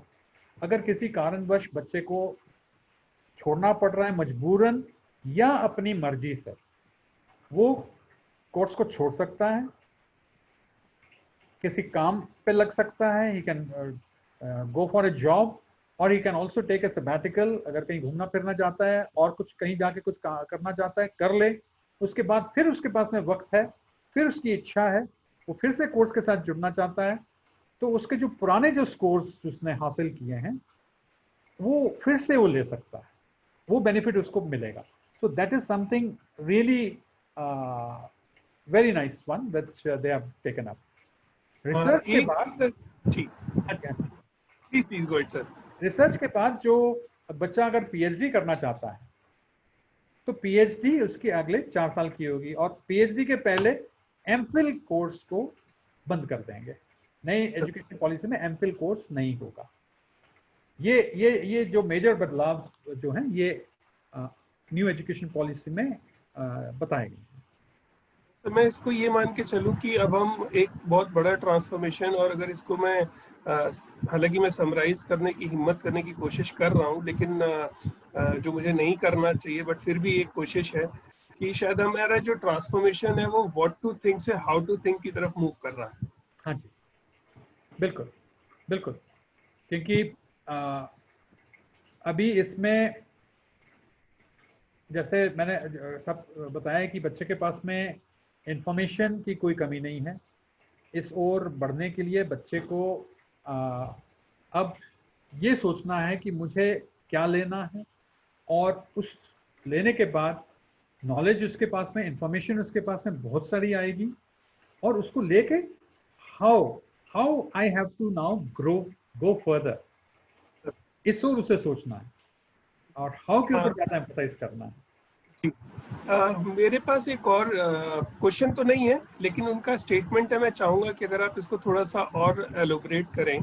कृष्णचंद्र मिश्रा जी हैं जिन्होंने ये बोला है कि एनईपी के अंडर, जिनका अपना ओपिनियन भी है और वो अप्रिशिएट करते हैं इस चीज को, कि मदर टंग की वजह से बच्चों का जो साइकोलॉजिकल और इमोशनल नीड्स हैं उनका बहुत अच्छे से ध्यान रखा गया है। उन्होंने अप्रिशिएट किया है इसको लेकर। तो अगर हम बट यहाँ पर एक सवाल छोटा सा उठता है सर, जो मुझे भी बहुत परेशान करता है, और मैं मानूंगा कि प्रैक्टिकली बहुत से लोगों को इसका सामना करना पड़ेगा। तो अगर आप इसको थोड़ा सा शेयर करें इसके ऊपर, तो वो सवाल ये है कि एक जैसे आप जिस जगह पर बैठे हैं सर, या हम किसी मेट्रोपॉलिटन सिटी की बात करते हैं, तो वहां पर अक्रॉस इंडिया जहाँ पर हमारे पास मल्टीपल मदर टंग्स हैं, क्योंकि इंडिया में जो हमारी भाषाएं हैं, हम सब उनमें से बहुत सी भाषाओं को क्योंकि हम सभी भाषा को मदर टंग के तौर पे देखते हैं। मान लीजिए आपकी क्लास में 35 बच्चे हैं या 30 बच्चे हैं, और उनमें से मान लीजिए कि 4 से 5 डिफरेंट स्टेट्स की भाषाओं के बच्चे वहां पर हैं। अब जो विद्यालय है उसके लिए कौन सी मदर टंग मानी जाएगी? अच्छा प्रश्न किया आपने चेतन जी। मैं पे यही कहूँगा कि एक विद्यालय के लिए ये शायद पॉसिबल ना हो कि मैं गुजराती में भी पढ़ाऊँ बच्चों को, और बंगाली में भी पढ़ाऊँ, और पंजाबी में भी पढ़ाऊँ, और तेलुगु में भी पढ़ाऊँ, तमिल में भी पढ़ाऊँ। डिपेंडिंग ऑन, सपोज 35 बच्चों में अगर 5 बच्चे अलग अलग ये कम्युनिटी के हैं, जी तो जी। मैं इन 5 भाषाओं में तो क्लास करना संभव नहीं होगा, प्रैक्टिकली नहीं होगा। तो मैं जो देखता हूँ, मतलब इन द फार विजन, जब 2022 के बाद में ये चीज़ इंप्लीमेंट होगी, ठीक है। मैं जैसे कि अभी थोड़ी देर पहले कहा, इसी सिलसिले में जब हम बात कर रहे थे मदर टंग को लेके, कि इंग्लिश अभी भी स्कूल्स में एक मेजर सब्जेक्ट हो, खास करके जो इंग्लिश मीडियम स्कूल्स कहे जाते हैं, उनमें आज की डेट में भी और आगे भी ये चीज़ पेरेंट्स भी प्रयास करेंगे कि हमारा बच्चा ज़्यादा से ज़्यादा इंग्लिश में सीखे, क्योंकि मैं पर्सनली मानता हूँ कि इंग्लिश जो है ये हमें वर्ल्ड के साथ जोड़ती है। तो इसका जो इम्पोर्टेंस है इसे हम कम नहीं कर सकते। लेकिन psychologically speaking, if you are seeing the psychology of a child at a very tender age, उसमें कई सारे कंसेप्ट्स जो हैं अगर हम बच्चों को उसकी मदर टंग में सिखा दें तो वो बहुत जल्दी ग्रास्प करता है, इसमें कोई शक नहीं है। और जैसा कि अभी मैंने कहा कि पॉसिबल नहीं है हर एक स्कूल को कि बहुत सारी मदर टंग्स को लेके चला जाए, तो ऐसा नहीं होगा। हाँ, जो हमारे नॉर्दर्न बेल्ट के जो स्कूल्स हैं, जैसे हो गया आपका मध्य प्रदेश, राजस्थान, उत्तर प्रदेश, बिहार, झारखंड, और ऊपर चले जाइए हरियाणा, पंजाब। उत्तराखंड, पंजाब, इवन कश्मीर, इन जगहों में हो सकता है, कश्मीर आप छोड़ दें, कश्मीर में हो सकता है कि वहाँ की लोकल भाषा को ज़्यादा इम्पोर्टेंस है, लेकिन इतने जिन राज्यों को मैंने अभी नाम लिया, इनमें तो प्रायः देखा गया है कि हम चाहे पंजाबी हों या तेलुगु हों या बंगाली यहाँ पर रह रहे हों, हमने हिंदी सीखी हुई है। अब आप मध्य प्रदेश का एग्जाम्पल ले लीजिए, छत्तीसगढ़ का एग्जाम्पल ले लीजिए, इसमें जो पंजाबी भी बसे हुए हैं, चाहे आप छत्तीसगढ़ में चले जाएं, वहाँ के बहुत कम जो पंजाबी फैमिलीज हैं वो पंजाबी बोलती हैं, वो पंजाबी नहीं, वो हिंदी बोलते हैं। तो इन स्टेट्स में तो हिंदी को ही मदर टंग माना जाएगा। तो हिंदी एक कंबाइंड वे में इन स्टेट्स में मेरे ख्याल से इसको एम्फसाइज किया जाएगा। और दूसरे राज्य जो हैं, जैसे कर्नाटका हो गया, आंध्र प्रदेश हो गया, महाराष्ट्र हो गया, अभी भी आप न्यू एजुकेशन पॉलिसी को छोड़ दीजिए, अभी भी जो हमारे कुछ बच्चे कभी जो WCL से आते हैं, जो नागपुर साइड से, चंद्रपुर से और बॉम्बे से पढ़ के या पुणे से पढ़ के जो स्कूल से हमारे यहाँ आते हैं, पेरेंट्स का ट्रांसफर हो जाता है या तो नॉर्दर्न कोलफील्ड्स लिमिटेड में या फिर कुछ दूसरे कंपनीज में या बैंक्स में, जब वो यहाँ आते हैं तो उनके बच्चे जब हमारे यहाँ पर आके एग्ज़ाम देते हैं तो वो वहाँ के लोकल भाषा से सीख के आए होते हैं, उनको हिंदी नहीं आती। तो हमें उनको 1-2 साल का टाइम देना पड़ता है कि आप ठीक है 1-2 साल में आप हिंदी पिकअप कर जाइए। तो इस तरह के प्रोविजंस हर एक राज्य बनाएगा। मेरे ख्याल से साउथ में और नॉर्थ ईस्ट स्टेट्स में वहाँ की लोकल लैंग्वेजेस जो रहेंगी उसका मदर टंग को माना जाएगा। लेकिन इन राज्यों में majority of the states in the northern part of a country will be going in for Hindi as a mother tongue. Thank you sir, thank you.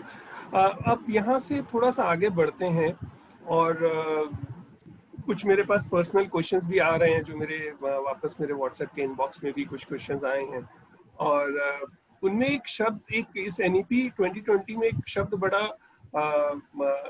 कुछ लोगों के लिए शॉकिंग है, लेकिन मुझे लगता है कि वो आज की ज़रूरत थी और मैं आई एम श्योर कि आपको भी यही लगेगा कि वो एक आज की ज़रूरत है। वो है स्किल लर्निंग, जो आपने अभी थोड़ी देर पहले भी मेंशन किया कि बच्चों को हम डिफरेंट स्किल्स के ऊपर एजुकेट करेंगे और जिसके पास जो रिसोर्सेज होंगे वो जो है अपना उस स्किल लर्निंग के अकॉर्डिंग आगे बढ़ेंगे। और गवर्नमेंट ऑफ इंडिया ने तकरीबन, इफ आई एम करेक्ट, अगर अभी कुछ एडिशन नहीं हुए होंगे तो करीब 482 डिफरेंट स्किल्स हैं जो आइडेंटिफाई किए हैं डिफरेंट स्किल सेट्स में।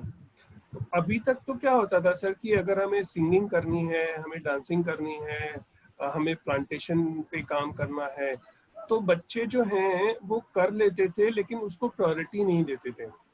अब जब ये प्रायोरिटी बन जाएगी कि ठीक है, अब मुझे फोकस है कि मुझे एग्रीकल्चर में जाना है, एग्रीकल्चर में हमें कुछ ज़्यादा नया सीखना है, या मुझे सिंगिंग में अपना करियर बनाना है, बच्चे ने डिसाइड कर लिया, वो परफॉर्म भी अच्छा कर रहा है और टीचर्स भी एग्री हैं कि इसको सिंगिंग में अपना करियर बनाना चाहिए। ये जो स्किल लर्निंग है, इसका इम्पैक्ट हमारे रेगुलर एजुकेशन सिस्टम पे कितना पड़ेगा? ये एक स्किल बेस के ऊपर में जो हमें अभी शिफ्ट करना होगा बच्चों को, उनका बच्चों का ध्यान, और ये जो किया गया है, this one of the major changes that new education policy is introducing for us.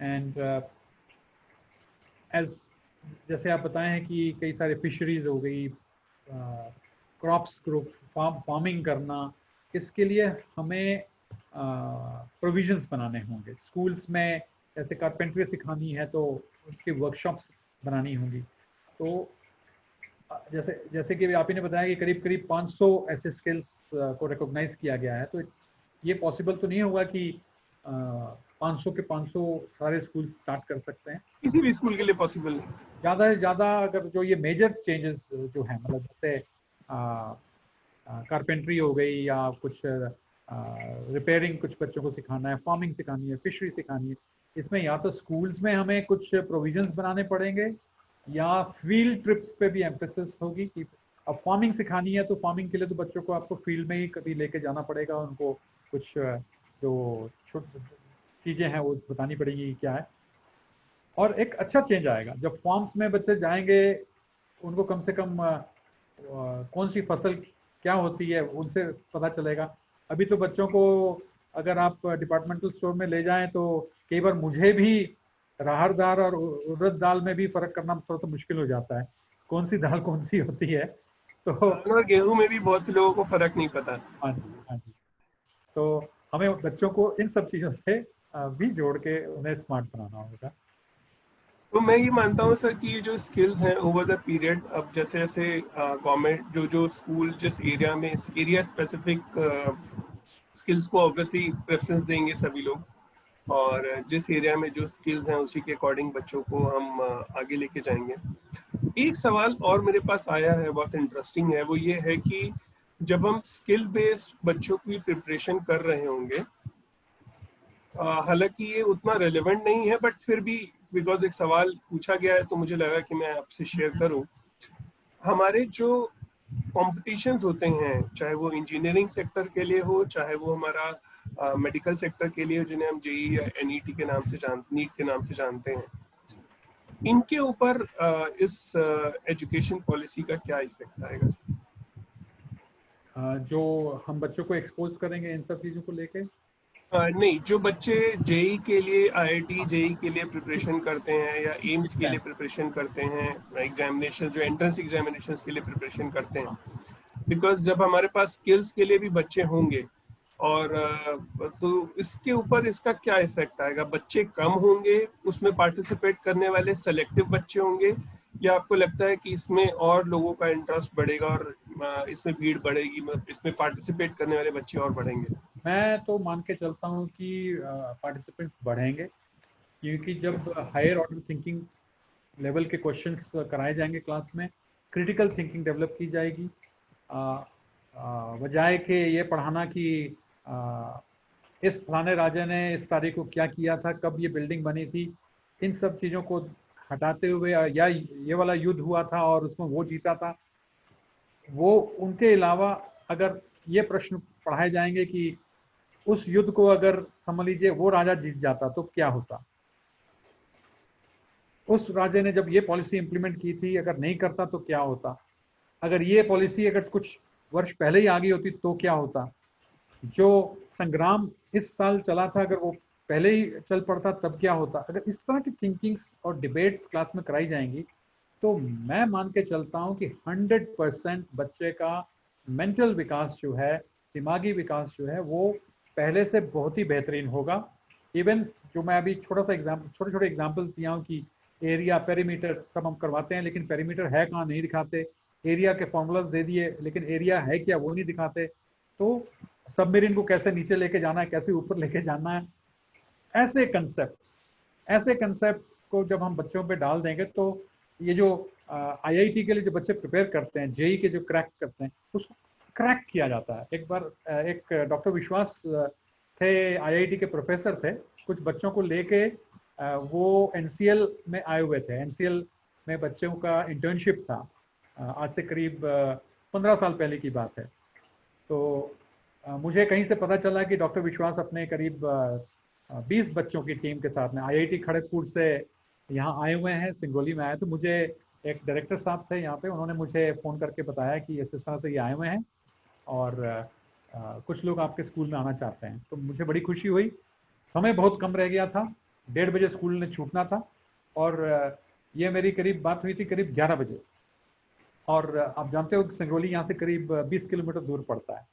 तो वहाँ से वो चल दिए। जैसे ही आए, मैंने बहुत ज़्यादा वक्त जाया नहीं किया और क्लास 11-12 के बच्चों को एक जगह में एकत्रित करके, जैसे ही वो टीम आई, करीब 10 बच्चों की टीम थी, 10 बच्चे वहीं रुक गए थे, वो अपना काम कर रहे थे और प्रोफेसर साहब आए थे। तो जैसे ही ऑफिस में आए और उनको मैं बोला कि सर डायरेक्ट चला जाए बच्चों के पास में और मैं आपको बुला लूंगा, आप अपना इंट्रोडक्शन खुद दे दीजिएगा। तो क्योंकि समय की कमी थी, करीब करीब 1:45 हो रहे थे और मैं चाहता था कि वो ज़्यादा से ज़्यादा समय मेरे बच्चों के साथ में बिताएं। तो मैं गया, मैंने तुरंत जाके प्रोफेसर विश्वास सर को इनवाइट कर लिया कि ये आईआईटी खड़गपुर से आए हुए हैं और यही आके अपने बच्चों को आपको इंट्रोड्यूस कराएंगे। तो वो जैसे ही मंच पे गए, उन्होंने मंच पे जाके, मुझे बड़ी खुशी हुई थी इस वक्त कि जो 10 बच्चे आए थे, उन्होंने 10 बच्चों में से करीब 4 बच्चे डीपीएस के प्रोडक्ट्स थे। कोई डीपीएस भिलाई का था, कोई डीपीएस आरकेपुरम का था। किस तरह से बच्चे डीपीएस के थे। बोलते मैंने जैसे इन बच्चों को बताया कि हमें एक डीपीएस की ब्रांच में जाना है तो ये तो उछल पड़े, बोले हम तो जाएंगे, हमें तो जरूर जाएंगे। वो आ गए।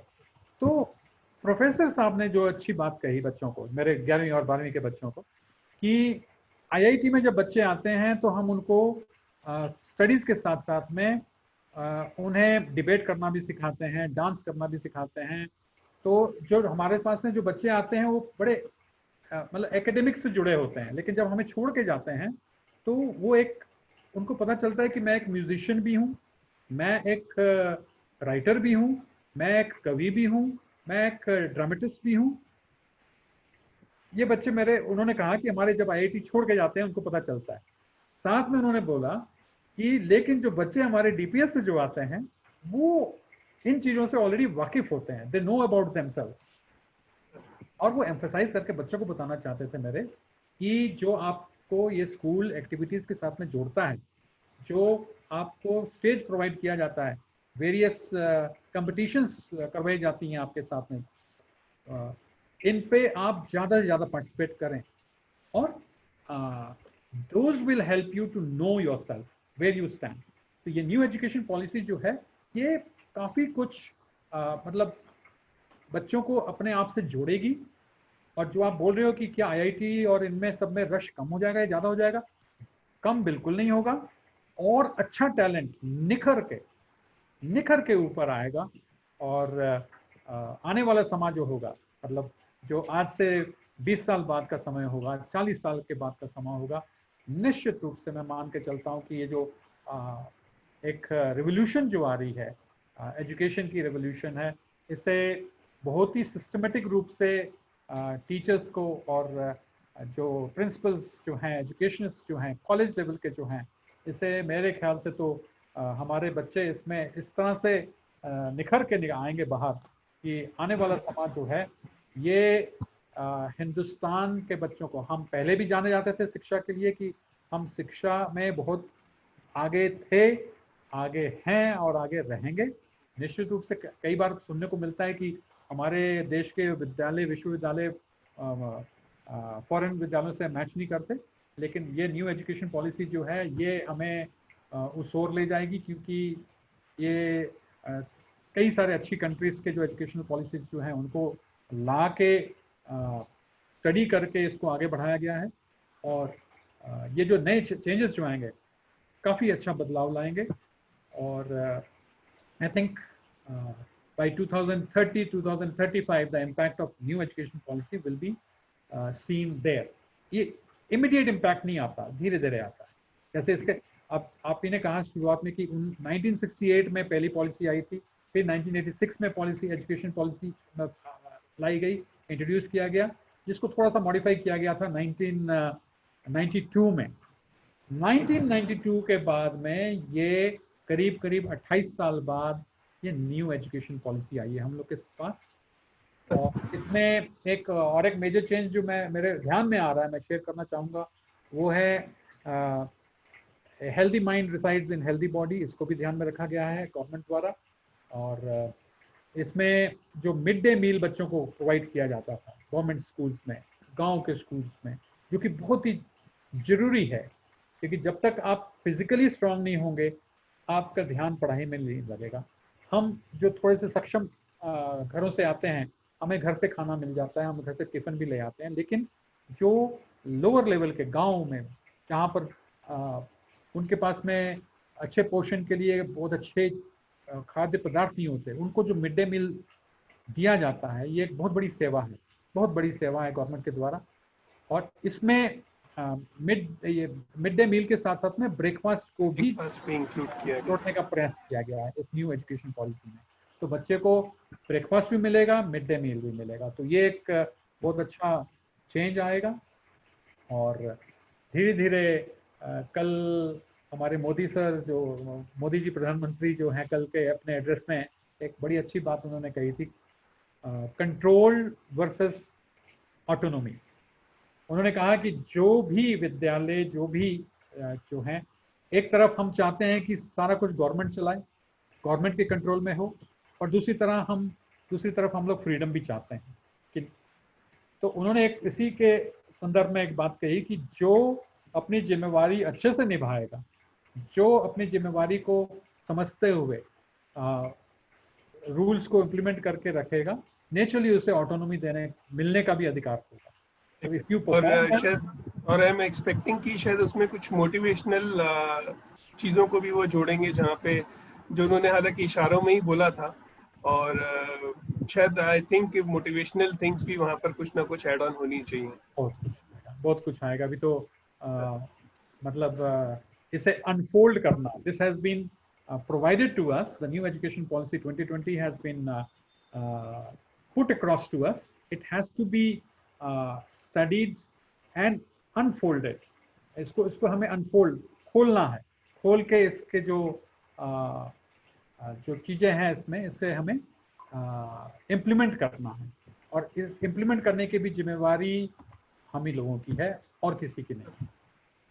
हम किसी को चलते चलते मैं सर एक सवाल ये पूछना चाहूँगा, ये आखिरी सवाल होगा आज के सेशन में, और हम स्केड्यूल टाइम से भी क्योंकि इतना ये इंटरेस्टिंग टॉपिक है और इतनी वैल्यूबल और एनलाइटनमेंट इंफॉर्मेशन आपकी तरफ से मेरे पास आ रही है कि टाइम का पता ही नहीं चला है। बट फिर भी मैं चलते चलते एक सवाल जो आपसे पूछना चाहूँगा, जिसके ऊपर आप अभी जो अपनी लास्ट आपके कुछ चंद वाक्य जो है उसी के ऊपर थे। As a leader, as a school leader, what's your plans? कि because कल मोदी जी का भी ये स्टेटमेंट था कि हमें सिर्फ दिखाने के लिए नहीं है, कागजों के लिए नहीं है, इसको हमें एग्जीक्यूट भी करना पड़ेगा और इसे हमें इम्प्लीमेंट भी करना पड़ेगा। सो व्हाट्स योर प्लान्स कि आप अपने विद्यालय में इसे कैसे इम्प्लीमेंट करने वाले हैं? एक सवाल इसी के साथ में जुड़ा हुआ दूसरा पार्ट है कि मैं मानता हूँ, मेरे हिसाब से, मेरी समझ से कि एक स्कूल को इम्प्लीमेंट करने के लिए शायद इसे कम से कम 8 से 10 साल चाहिए जो इसे पूरी तरह से इम्प्लीमेंट कर पाएंगे। तो आपके विद्यालय को इसे पूरी तरह से इम्प्लीमेंट करने के लिए कितना समय लगेगा? क्या आप ऐसा कुछ ऑलरेडी कर रहे थे जिसकी वजह से आपको क्यों लगेगा, मतलब ये भी मैं आपसे जानना चाहूँगा। इससे मैंने चेतन, आप भी हमारे साथ में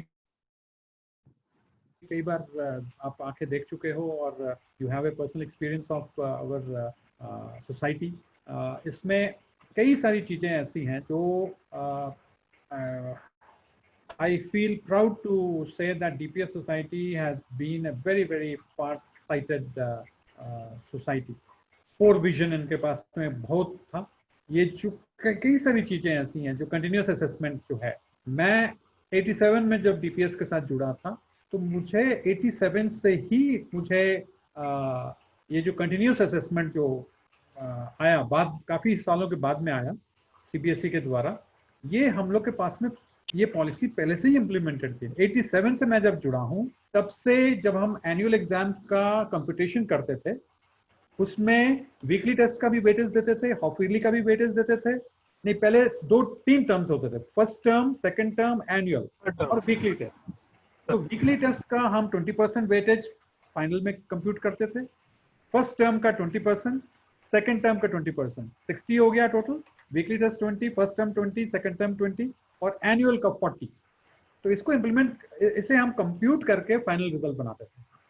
तो मुझे ये उस वक्त काफ़ी अच्छा लगा था और ये सिस्टम काफ़ी दिन को बाद इम्प्लीमेंट किया गया। Skill exposure, activity exposure has been part of all Delhi public schools, not just DPS Nigahi. तो हमें, जो आपने दूसरा प्रश्न किया कि हमें इसे इम्प्लीमेंट करने में कितना समय लगेगा, कई सारी चीज़ें तो ऑलरेडी इम्प्लीमेंटेड हैं। एक प्ले स्कूल, हमें प्ले क्लास या जिसको आप आंगनबाड़ी कहते हैं, क्लास 3+ वालों के लिए जो खोलना होगा वो हमें प्रयास करना होगा। लोअर केजी, अपर केजी हमारे पास में ऑलरेडी इम्प्लीमेंटेड है। और उसके बाद अपर साइड में अगर आप आएंगे तो हमें कुछ स्किल और डेवलपमेंट करने के लिए कुछ वैसी लैब्स, वैसे वर्कशॉप्स की जरूरत पड़ेगी। उसके लिए हम लोग निश्चित रूप से प्रयास करेंगे। और मेरी कंपनी जो है नॉर्दर्न कोलफील्ड्स लिमिटेड, जो कोल इंडिया की एक सब्सिडरी है, ये एक we are very fortunate that as per DPS society जिस तरह से एक कोर विजन रखती है, उसी तरह से हमारी कंपनी भी काफ़ी फार साइटेड है और काफ़ी हेल्पफुल है। और मुझे पूरी उम्मीद है कि वो हमें पूरा अपना सहयोग प्रदान करेंगे। और हम जो उनके अंडर में जितने विद्यालय हैं, खाली डीपीएस ही नहीं है, डीएवी है, केवी है, हम सब उनके अंडर में प्रोग्रेस करेंगे। और इसमें मैं अगर थोड़ा सा और मैं वक्त दूँ तो मैं एक परसों मैंने एक बड़ा अच्छा आर्टिकल पढ़ा था। चालुटेका एक नदी है होंडुरास में, जो सेंट्रल अमेरिका में पड़ती है। उसे मैं यहाँ पर थोड़ा सा शेयर करना चाहूँगा उसके बारे। होंडुरास जगह जो है, जो देश है, उसमें बहुत सारे तूफान आते हैं जिससे चीज़ें नष्ट हो जाती हैं। तो ये चालुटेका नदी जो है, इसके ऊपर में वो जो ब्रिज बनाते थे, वो ब्रिज इस तरह के तूफान, हरिकेन्स आने पर वो बार बार नष्ट हो जाते थे। तो 1998 में उन्होंने इसे जापान की किसी कंपनी से बनवाने का कॉन्ट्रैक्ट किया। और जैसा हम जापानीज को जानते हैं कि वो अपना कार्य बहुत ही कुशल पूर्वक और बहुत ही अच्छा करते हैं, तो उन्होंने एक बहुत ही बेहतरीन चालुटेका नदी के ऊपर में ब्रिज बनाया। और जो दर्शक देख रहे हैं, जो बाद में देखेंगे इसको अगर हम शेयर करेंगे, तो मैं उनसे भी ये कहूँगा कि आप गूगल में जाके चालुटेका ब्रिज अगर आप डालेंगे तो उसकी इमेज भी आ जाएगी और उसकी इंफॉर्मेशन भी आपके पास आप तक आएगी। अब जब वो ब्रिज बनके वहाँ पर खड़ा हुआ तो निश्चित रूप से वो सराहने के लायक था। मतलब it was highly appreciable quality bridge. कुछ सालों के बाद में वहां पर फिर एक हरिकेन आया, तूफान आया, जिसने करीब करीब 7,000 लोगों की जानें ले ली। और उस तूफान में जो उस नदी के ऊपर में अन्य जगहों में जो ब्रिज थे सब तहस नहस हो गए। लेकिन ये ब्रिज जो था करीब करीब 350 मीटर का ब्रिज, ये जस का तस खड़ा है, आज भी खड़ा है वहीं पे, बड़े मैजेस्टिक वे में खड़ा है। लेकिन ना इस पे जो इसकी जो आजू बाजू की जो सड़क थी, जो सड़क इस तक पहुंचती थी, जो सड़क इससे निकलती थी, वो सब वॉश आउट हो गई है। और एक बात इसमें जो हुई है वो है, जिस नदी के ऊपर में इसको बनाया गया था, चालुटेका नदी के ऊपर में, उस नदी ने भी अपना स्थान बदल दिया है और उस ब्रिज के दूर होके वो बह रही है। तो ब्रिज जो है, it is standing there with no road leading to it, neither leading to it nor leaving it, and it is not even standing on top of river Chaluteka. तो उससे आप एक निकालिए, एक मतलब एक जो निकलता है, सारांश जो निकलता है, पहले हम कहते थे we someone is built to last, हम उस पर यकीन करते थे कि कोई चीज हमने ऐसी बना दी वो हमेशा के लिए चले, या मैं ऐसा बना हूं कि मैं हमेशा चलूंगा, मेरे अंदर में ये टैलेंट है, मेरे अंदर में वो, हम कई बार कहते हैं। लेकिन अभी हमारा जो एम्फोसिस जो है फ्रॉम बिल्ट टू लास्ट से बिल्ट टू अडेप्ट में चला जाना चाहिए। और आज का ये जो जितना भी कुछ है, मैं इसको इसी में समअप करूंगा कि हमें चालू टेका नदी जो अपना कोर्स बदल चुकी है, ये हमारा सिनेरियो है। ये जो हम फिजिकल क्लासेस जब कर रहे थे मार्च 20 तक एग्जाम कंडक्ट कर रहे थे और कुछ स्कूल्स में क्लासेस भी हो रही थी, तो एक जो तूफान आया, ये जो पेंडेमिक का जो तूफान है, जो हरिकन आया था, hurricane Mitch had come in Honduras. तो hurricane Mitch can be compared with this epidemic 19 virus and pandemic that has spread around in the whole world. तो उसने हमारी जो चालू टेका नदी थी, जो हमारा स्कूल था, विद्यालय थे, वर्क प्लेस थी, उसको उसने शिफ्ट कर दिया है। वो अभी हम लोग के, अगर हम टीचर्स हैं, चालू टेका ब्रिज हैं, तो अभी वो हम वो पर्पस सर्व ही नहीं करेंगे जब तक हम कुछ और ना करें। नहीं तो हम वहीं के वहीं खड़े रह जाएंगे, ना कोई रोड हम पे लीड करेगी, ना हमारे से कोई रोड आगे निकलेगी। हमें अपने आप को जल्दी से जल्दी अडेप्ट करना होगा, न्यू ऑनलाइन क्लासेस करनी होगी। जब स्कूल्स खुलेंगे, मैं तो उम्मीद कर रहा हूँ कुछ महीनों के बाद में निश्चित रूप से स्कूल्स खुलेंगे, भले ही फेज वाइज खुलें। हम सब उम्मीद कर रहे हैं कि जब भी खुलें बच्चों के लिए सेफ हों, टीचर्स के लिए सेफ हों, अन्य लोगों के लिए भी सेफ हो। और जब खुले तो हम जो यहाँ आज सीख रहे हैं, ऑनलाइन स्किल्स अपनी बढ़ा रहे हैं, ये एक हम लोग हाइब्रिड स्कूल की तरफ बढ़ेंगे। जो स्कूल्स हमारे होंगे वो फिजिकल क्लासेस भी होंगी, और ये जो बेनिफिट हम लोग जो ले रहे हैं, जो ऑनलाइन प्रेजेंस हमारा आ गया है, टीचर्स का आ गया है, बच्चों का है, गूगल फॉर्म्स के थ्रू हम लोग एग्जाम टेस्ट करेंगे, जो कि बहुत ही सरल और एनवायरमेंटल फ्रेंडली है। Environmental friendly in the sense notebooks use नहीं होंगी, पेपर यूज नहीं होगा। मतलब हम लोग कितने अच्छे युग की ओर बढ़ रहे हैं। और रिजल्ट्स जो एक टीचर को हम लोग अपने स्कूल में एक टीचर को मैक्सिमम टाइम जो देते हैं वो 14 डेज का टाइम रखा हुआ है कि 14 डेज में आपको टेस्ट कॉपीज चेक करके हर हालत में देनी है वापस। उसमें कई सारे टीचर्स दूसरे दिन ही दे देते हैं, 2 दिन में दे देते हैं, लेकिन मैक्सिमम टाइम 14 डेज का दिया गया है। तो गूगल फॉर्म में क्या है, गूगल फॉर्म में जैसे ही आपको रिस्पॉन्स आई, टीचर ने एक झलक मारी उसमें और रिजल्ट उसने रिलीज कर दिया। रिलीज करते ही सारे बच्चों को रिजल्ट मिल गया, विद इन मिनट्स काम होंगे। और निश्चित रूप से मैं ये सोच के चलता हूं कि हम सब चालू टेका ब्रिज जैसे थे स्ट्रांग रहें, लेकिन उसे किस तरह से रियल लाइफ में उसको यूज किया जाए वो भी हम सीखें, आगे बढ़ें। और जो भी ये पेंडेमिक आई हुई है, इसको डट के इसका मुकाबला करें। और मैं पुनः जिस तरह से मैंने शुरुआत की थी, मैं फिर अपने वक्तव्य को विराम देना चाहूँगा। हर एक हमारे डॉक्टर फ्रेंड्स या पूरे विश्व में जितने डॉक्टर्स जो सेवा दे रहे हैं, पैरामेडिक स्टाफ जो सेवा दे रहा है, उनको धन्यवाद। और पुलिस को धन्यवाद जो अपनी सेवा दे रहे हैं। हमारे जो डिफेंस में जो हमारी बॉर्डर की रक्षा कर रहे हैं, उनको हमारा पूरे शिक्षकों की ओर से बहुत बहुत धन्यवाद। और साथ में ब्यूरोक्रेट्स जो हैं, मैं अपने इतने सालों में मैंने इतनी सारी पॉलिसीज और इतने सारे ऑर्डर्स जो हर 15 दिन में या 20 दिन में या हफ्ते में या कई बार 3-3 दिन में ऑर्डर्स चेंज हो जाते हैं, तो लॉकडाउन रूल्स हर एक जगह के चेंज हो रहे हैं। एक बहुत बड़ा एक सिनेरियो जो चेंज हो रहा है, इसमें हम अपने आप को एडजस्ट अडेप्ट करते हुए चलें। और नॉलेज को जितना ज़्यादा हम ले सकते हैं, जहाँ से भी मिल सकती है, उसे पढ़ें। और मैं बच्चों को पुनः एक बार याद दिलाना चाहूँगा कि ऑनलाइन पढ़ाई के साथ साथ ऑफलाइन भी पढ़ें। और चेतन जी, मैं आपको बहुत बहुत धन्यवाद करता हूँ कि आपने मुझे ये मौका दिया। Thank you sir. तो मैं चलते चलते मैं बस यही कहूँगा सर, जिन जो आपके जिनका आशीर्वाद हम सबके ऊपर है, उन्होंने एक शब्द कभी कहे थे कि शिक्षा एक ऐसी चीज है, लर्निंग एक ऐसी चीज है, नॉलेज एक ऐसी चीज है जो हमसे कोई भी चुरा नहीं सकता। जो भी हम लर्न कर रहे हैं, किसी बीएड में, किसी एमएड में, ऑनलाइन एजुकेशन में, ऑनलाइन प्रोसेस में कैसे पढ़ाना है, इसके ऊपर कोई ट्रेनिंग नहीं दी जाती, कोई गाइडलाइंस नहीं है, कुछ भी नहीं है।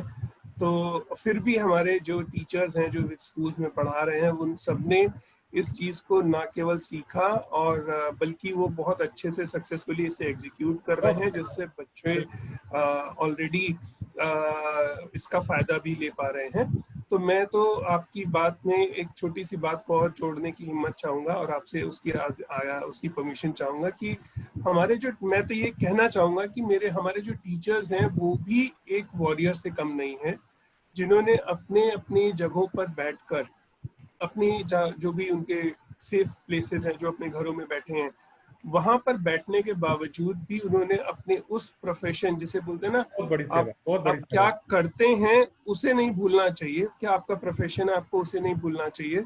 क्या आपकी जिम्मेदारी है, आपको उसे नहीं भूलना चाहिए। तो उन्होंने घर परिवार में रहते हुए भी अपनी जिम्मेदारियों का पूरी तरीके से वो निर्वहन कर रहे हैं। तो इसके लिए तो मैं उनको अप्रिशिएट करूंगा और दिल से सलाम करूंगा सभी जितने भी एजुकेटर्स अपने अपने विद स्कूल्स में और अपने अपने घरों से बच्चों को पढ़ा रहे हैं। और इन्हीं शब्दों के साथ मैं आपका भी बहुत बहुत धन्यवाद करूंगा सर, कि आपसे बहुत सारा ज्ञान मुझे हमेशा मिलता रहता है और आज मुझे बहुत सी नॉलेज और बहुत सी इंफॉर्मेशन आपसे मिली है। और आई एम श्योर जितने लोग इस पूरे प्रोग्राम को देख रहे थे और जिन्होंने भी इस पूरे प्रोग्राम को सुना और आगे आने वाले टाइम में देखेंगे, आई एम श्योर उनको बहुत बहुत बहुत फायदा होने वाला है, क्योंकि हमने बहुत सिंपल शब्दों में बात रखी है।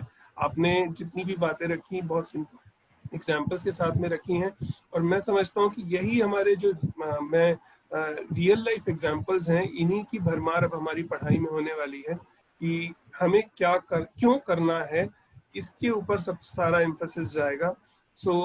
मैं आप सबका बहुत बहुत धन्यवाद करूंगा। और मैं वापस से आपकी बात में थोड़ी सी बात को जोड़ना चाहूंगा कि ये कोविड का पीरियड है, अभी भी हम कोविड से बाहर नहीं आए हैं, अभी भी हमारे पास वो सुरक्षा कवच नहीं है जिसकी वजह से हम आप बाहर निकलने के बावजूद सुरक्षित रह पाए।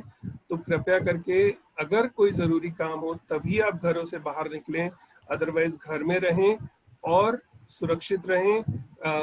जो भी सरकार की तरफ से, जो भी राज्य सरकार हैं उनकी तरफ से या केंद्र सरकार की तरफ से जो भी गाइडलाइंस आपको कोरोना को लेकर आती हैं, चाहे वो मास्क लगाने की हो, चाहे सैनिटाइजेशन की हो, चाहे अपने हाथ बार बार धोने की हो, जी प्लीज जी। मैं जस्ट जिसे कहते हैं cherry on the cake, cake में लगाना चाहूंगा कि इतनी सारी हम लोगों ने न्यू एजुकेशन पॉलिसी की बात की। एक चीज मैं साथ में और ऐड कर दूं, आने वाले समय में इस न्यू एजुकेशन पॉलिसी के तहत गवर्नमेंट जो अपने जीडीपी का 3 या 3.5% ही एजुकेशन में लगाती थी, वो 6% लगाएगी, 6% लगाएंगे। ये एक बहुत बड़ा बदलाव आएगा, बहुत बड़ा बदलाव। बिल्कुल सर, ये एक बहुत बड़ी अपॉर्चुनिटी है एनईपी 2020 और इसका एग्जीक्यूशन की तरफ सभी लोगों की निगाहें हैं।